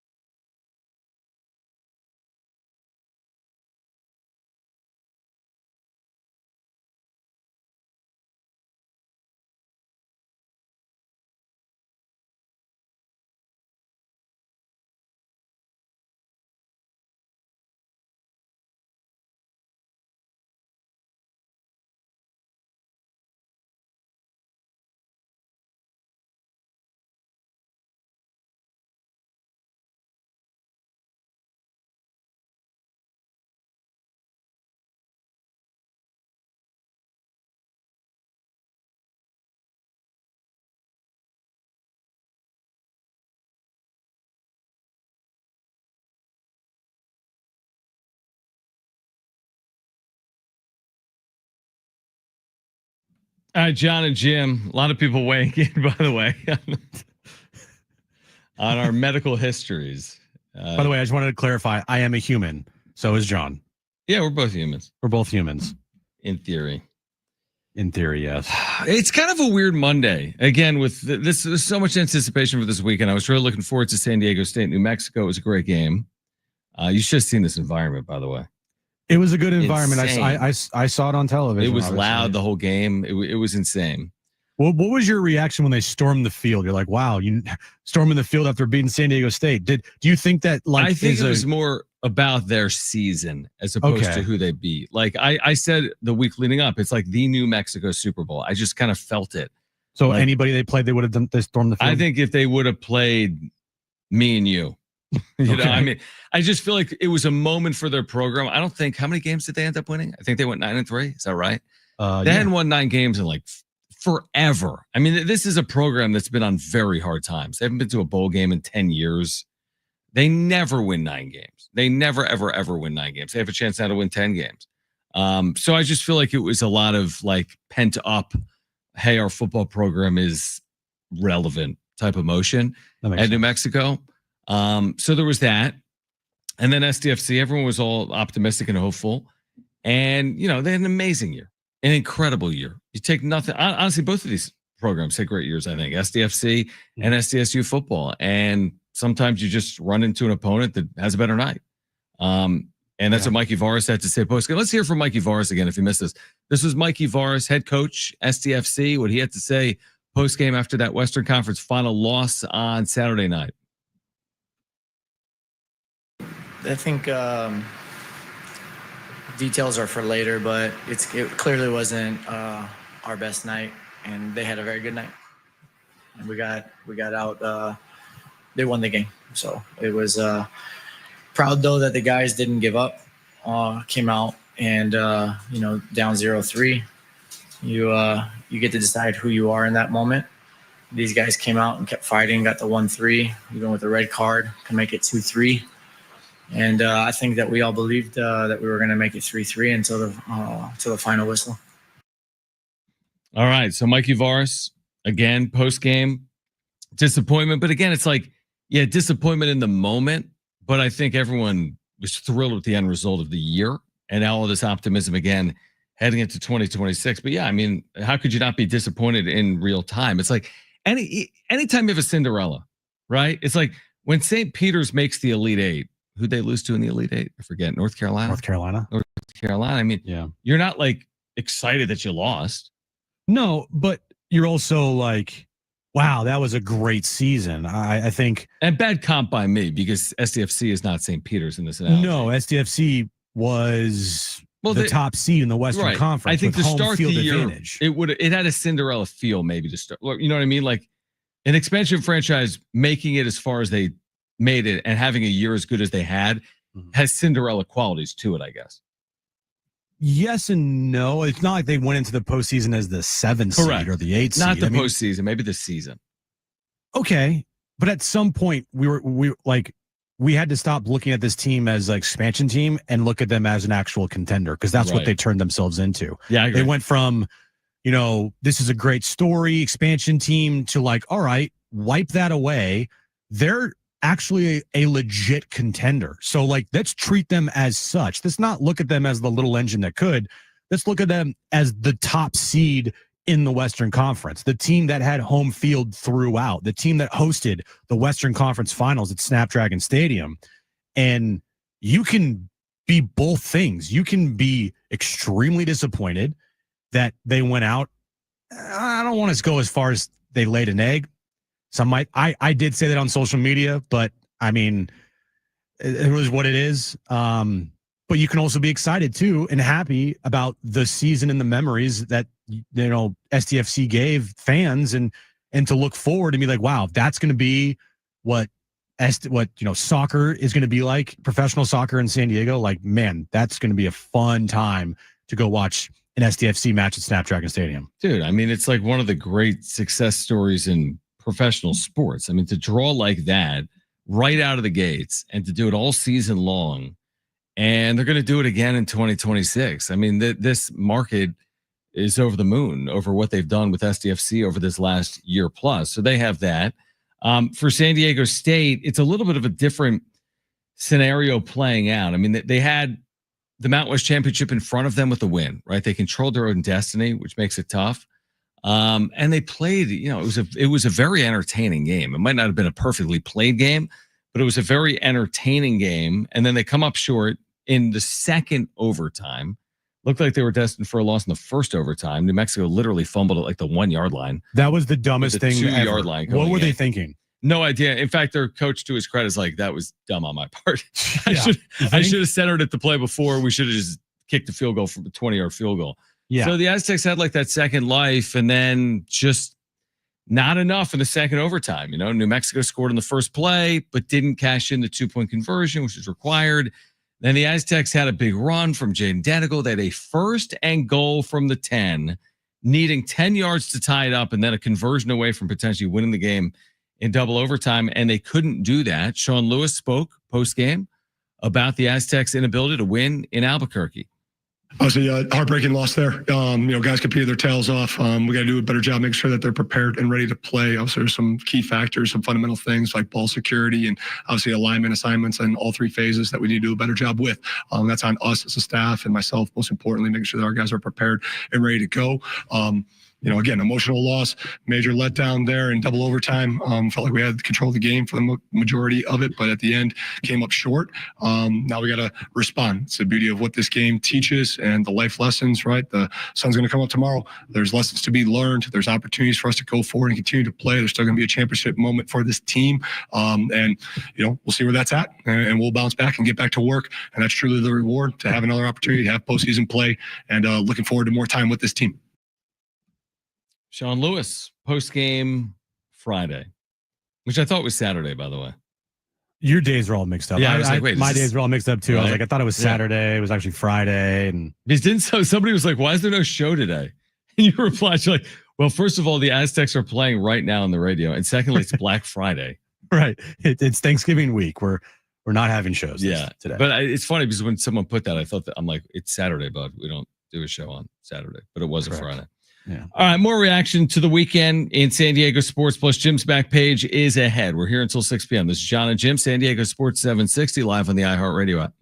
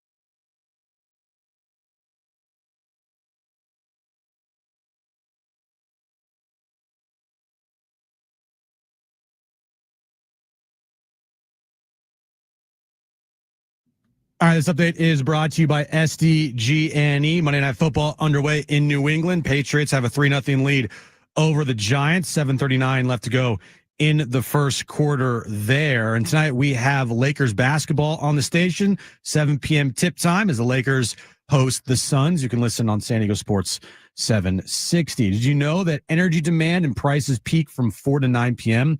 Take control of your energy use and help save this winter. Use large appliances outside of on-peak hours and unplug devices when not in use. Find more tips and energy-saving tools at sdgne.com/simple steps. All right, Jim's back page coming up. Do you know what we are 1 week away from? What are you laughing at? I said everyone's waiting for that, including you. I am waiting for it. Yeah, because that means it's the end of the show. So I can. Am I allowed to eat like ice cream? No, I can't. Nope. Can't do it. Can't do it. There's a whole sheet. I took a photo of the sheet in terms of what you can have prepping for a colonoscopy. Let me just read this to you, and then we'll get to the winter meetings. Did you ask ChatGPT? It's a weird segue to the winter meetings, which start, by the way, in 7 days or 6 days. All right. That's it. That's all. Wow. Here's what's acceptable. Hear me out. So this is what you can have over 24 hours. How do you survive on this? Water. Okay. Coffee. With sugar or honey. No cream or milk. Tea, no milk or chai. And I like chai. Clear soda, 7-Up or Sprite. Gatorade, Powerade, vitamin water, Pedialyte. No red or purple. Clear protein drinks. I was looking for one earlier. I could not find a clear protein drink. Okay. Might be tough. Crystal Light. Nobody wants Crystal Light. No. I like Crystal Light. Pulp-free juice. Apple, white grape. Clear hard candy. Hey, I'm hungry. Oh, here, have a candy. Butterscotch. I mean, that's not going to alleviate anything. Well, the whole point of this, John, is so you are like flushing your system out of all of the stuff that you have in there. Jello. Nobody eats Jello anymore. Dude, Jello could be actually legit. I know, dude, but I don't know how to make that. You don't have to. Oh my! It's in those little going boxes. to the store. Have you ever? When's the last time you went to the store? I went this morning and I ran out of there. I couldn't find anything. I asked someone. When's the last time you went shopping at the store? That was the first time. It was today. That was the first time in the last 9 years. Clear broth, chicken, beef, or vegetable. I feel like that's right up your alley. It is definitely. And then popsicles. What kind of popsicles? No fruit or pulp, no red, no purple. So basically, like the worst popsicles ever. Like awful popsicles. They really hate red and purple, don't they? Yeah, I agree with that. Probably the dye and the dye and the yeah. So anyway, that's where I am. I'm starving. So I'm not eating until tomorrow. Do you want to know what I had for food today? I know what you had, like cheesesteaks and pretzels and pizza and hoagies. Yeah, it was really good. But you don't eat that stuff, so that's, I don't eat it. Like what makes you hungry other than the fact that you're hungry right now? Like, are you the type of person that like you could watch a cooking show and you're like, man, I'm really hungry? No. Or have you ever watched a cooking show in your entire life? I've never watched a cooking show. But the thing is, what makes me hungry is that I'm hungry. I'm not hungry for like filet mignon. I'm hungry for like anything mignon.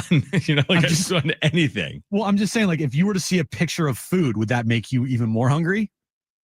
Dude, I saw a picture of my arm and I want to eat it. You're the weirdest person I've ever known in my entire life. Correct. I agree with that. Because for me, it's like if I look at some food that's like looks really good, I'm like, oh, it makes me really hungry. For you, you're like not like that. Yeah, I'm not like that. I'm not like that at all. Okay, here's what I want to do. I thought we might have had news, but we don't have news. So the winter meetings start in 6 days. And the Pirates. The Pirates. They're going to be busy. We're the home of the Pirates now. John's so hungry, he thinks he's talking about the Pittsburgh Pirates. We have to extend Skeens. Trade Skeens or extend them. I don't want to talk about Tomlin. I want to talk about Skeens, and here's why. John's so like delusional, he thinks he's in Pittsburgh right now. Dude. But here's my thing. The Pittsburgh Pirates. We're going to have a whole winter meetings week next week. And what is going to be the big story out of that, Jim? For the Padres? Yeah, not for the Pirates. Yeah, no, there's a big story. There's a massive story. What's the massive story? AJ Preller. That's okay. That's a massive story. That's been a story. But I'm saying, isn't he going to have to address it at the winter meetings in front of like national media multiple times? I don't know. My guess is nobody will ask him. Nobody's going to ask about his future? No, because I think he's already talked about it. And so people are just going to like go about their business there. I don't look, it is a story, obviously, with me and you. I think other people just are kind of sweeping it under the rug. It's the main story, because how the hell are you going to go into a 2026 season with a lame duck GM, with the team up for sale, with a new manager? Like, it's just recipe for disaster, especially if they start out bad, or if at the All-Star break, they're like 10.5 games out or something crazy. Then the question's going to be, well, are they going to retain Preller or not? Or are they going to let him make his moves that he needs to make at the trade deadline in that scenario? Not 10.5 games out, but with a lame duck GM, that's like, a really good recipe for disaster. Good job, Padres. There has to be clarity, like whether it's from John Seidler or from like there has to be answers. Like, he's either being extended or this is his last year as general manager. That doesn't make any sense to me, that he would head into 2026 without an extension. So maybe it's just a formality. That's what was reported weeks ago. But how could this go on for weeks and weeks and weeks? How complicated are these deals? They can't be that complicated. The other general managers have contracts. It's because it's the Padres. Like, they make it complicated? They always make everything complicated. And if they did give him a contract extension and they didn't announce it, I don't think you could do that. There would be reports about him signing a contract extension. The fact that it's December 1st, and since the end of the season, the team had a manager who quit, hired another manager, and the owner of the team put the team up for sale, and there's still no contract extension for AJ Preller. You lost one of your, top line starters in Dylan Cease. Again, they weren't going to sign him anyway because that contract is absolutely ridiculous. Blue Jays fans, good luck with that. They're so excited. Like, that's how you know you've never seen them pitch. They're so excited. And they let me know about it all last week. Yep. And there's no contract extension for him. I mean, you have to at least line him up with Craig Stammen. How do you give Craig Stammen a 3-year deal and have AJ Preller still only under his 1-year contract? So I guess my question then is there more to the story? Like, why is this taking weeks on end to be resolved? There's no way they're just like, hey, you do your thing and we'll do our thing and we'll talk about it another time. Like, there has to be a reason. It's either being worked on, or it has to do with the structure of the organization, or he wants a longer deal and they don't want to give him a longer deal, or he wants more money and they don't want to give him more money. Like, there has to be a reason that this has not been resolved. I think you laid it out pretty well. All those scenarios. Number one, they just have been putting it off and they haven't offered him a contract extension. 2, they've offered him a contract extension, but AJ wants either more years or more money and they're not willing to budge. Or they've offered him a contract extension and AJ Preller kind of slid it back across the table and said, you know what, I'm actually good with just going on just for 1 more year. Let it ride. And doesn't want to tie himself to San Diego when you got some big changes ahead with the ownership potentially, and you have all these really bad contracts that in a couple years, it's going to look really bad around here because Machado's getting older. His contract looks awful. Xander Bogaerts' contract is awful. Tatis's contract is going to balloon to $36 million. Like, your pitching staff is pretty bare once, 2026 is up because Pivetta will probably be gone. Who knows how Joe Musgrove's going to, perform off Tommy John. You got Darvish, who the hell knows with him. Like, there's a lot of questions with this team. So maybe AJ is like, you know what? I just want to let this one ride out. Yeah, it's interesting. I hadn't thought about it. Like, maybe he's the one that would prefer to wait it out because he doesn't know the future direction of the organization. Yeah, maybe. From an ownership perspective. That's kind of an interesting way to look at it. I would think it's going to make it harder for him to do his job on the final year of the deal. Because to your point, there's going to be all this speculation publicly. if they start slow or if they get to the trade deadline, who's going to be in charge of this organization moving forward? AJ Preller's on the final year of a deal. They're exploring a sale. I just think it's going to make it harder for Preller to have success entering into this quote unquote lame duck year, but maybe it is his preference. And the thing is, if you're AJ Preller and you get to the end of 2026, you take this team to the postseason again, and you're a true free agent, you'll have suitors.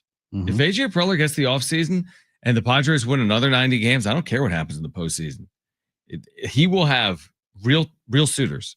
If that plays out.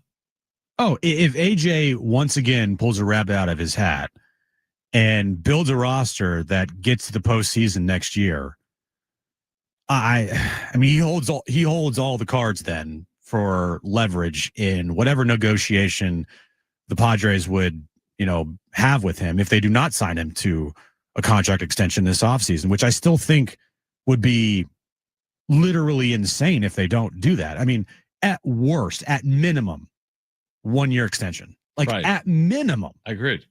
You cannot go into the season next year with a lame duck GM. You can't, because that's exactly what the organization and Eric Grupner probably want, because then it's going to make it easier to fire him and get him out of here if the team, goes south at any point in the season. 100%. I'm with you. I mean, to me, it's such a simple conversation. It is so simple. If you're the organization, you got to figure out what you're trying to do. And if your future involves AJ Preller, he must be extended. Like, don't play games if your future involves AJ Preller. And by the way, if your future doesn't involve AJ Preller, what are you doing? Like, you just, we're not sure. We're not sure if we want to commit to him long term. Then why are you committing to him now? It's just very odd from an ownership perspective for this to be playing out right now with AJ Preller and the Padres. It's bizarre. I mean, it's ridiculous. The fact that we're in December and we're a week away from the winter meetings and they still have not resolved the question about AJ Preller's future is so Padres. All right. Jim's back page coming up on the other side here until 6 p.m. It's John and Jim.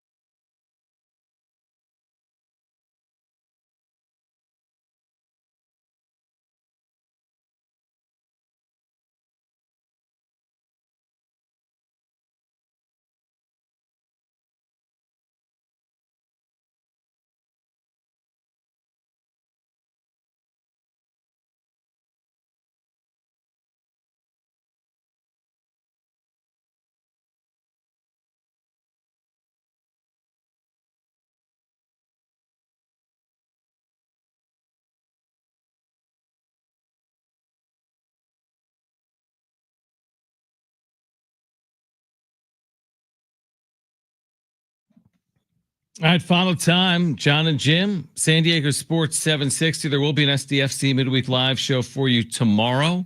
Also have Thursday Night Football this week on San Diego Sports 760. You know who's playing that game, Jim, Thursday night? Well, it's got to be either Cowboys, Raiders, Chargers. It's one of those teams, right? Correct. I'm going to go with Cowboys.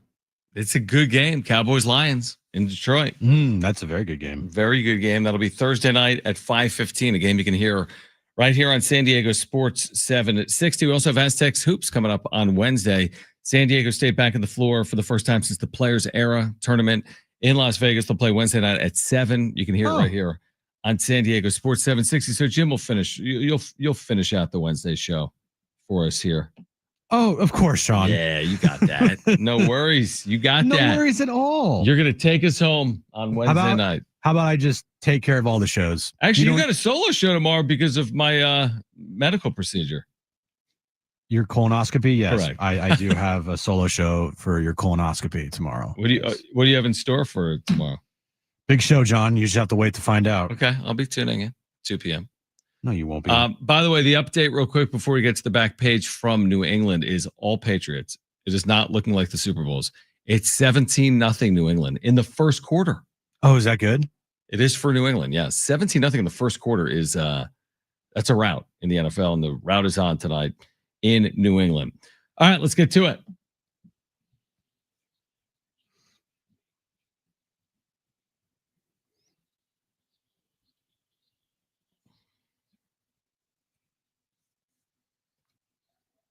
So I feel like this particular item was like one of the items of the year because it's been everywhere, and that's Dubai chocolate. Yeah.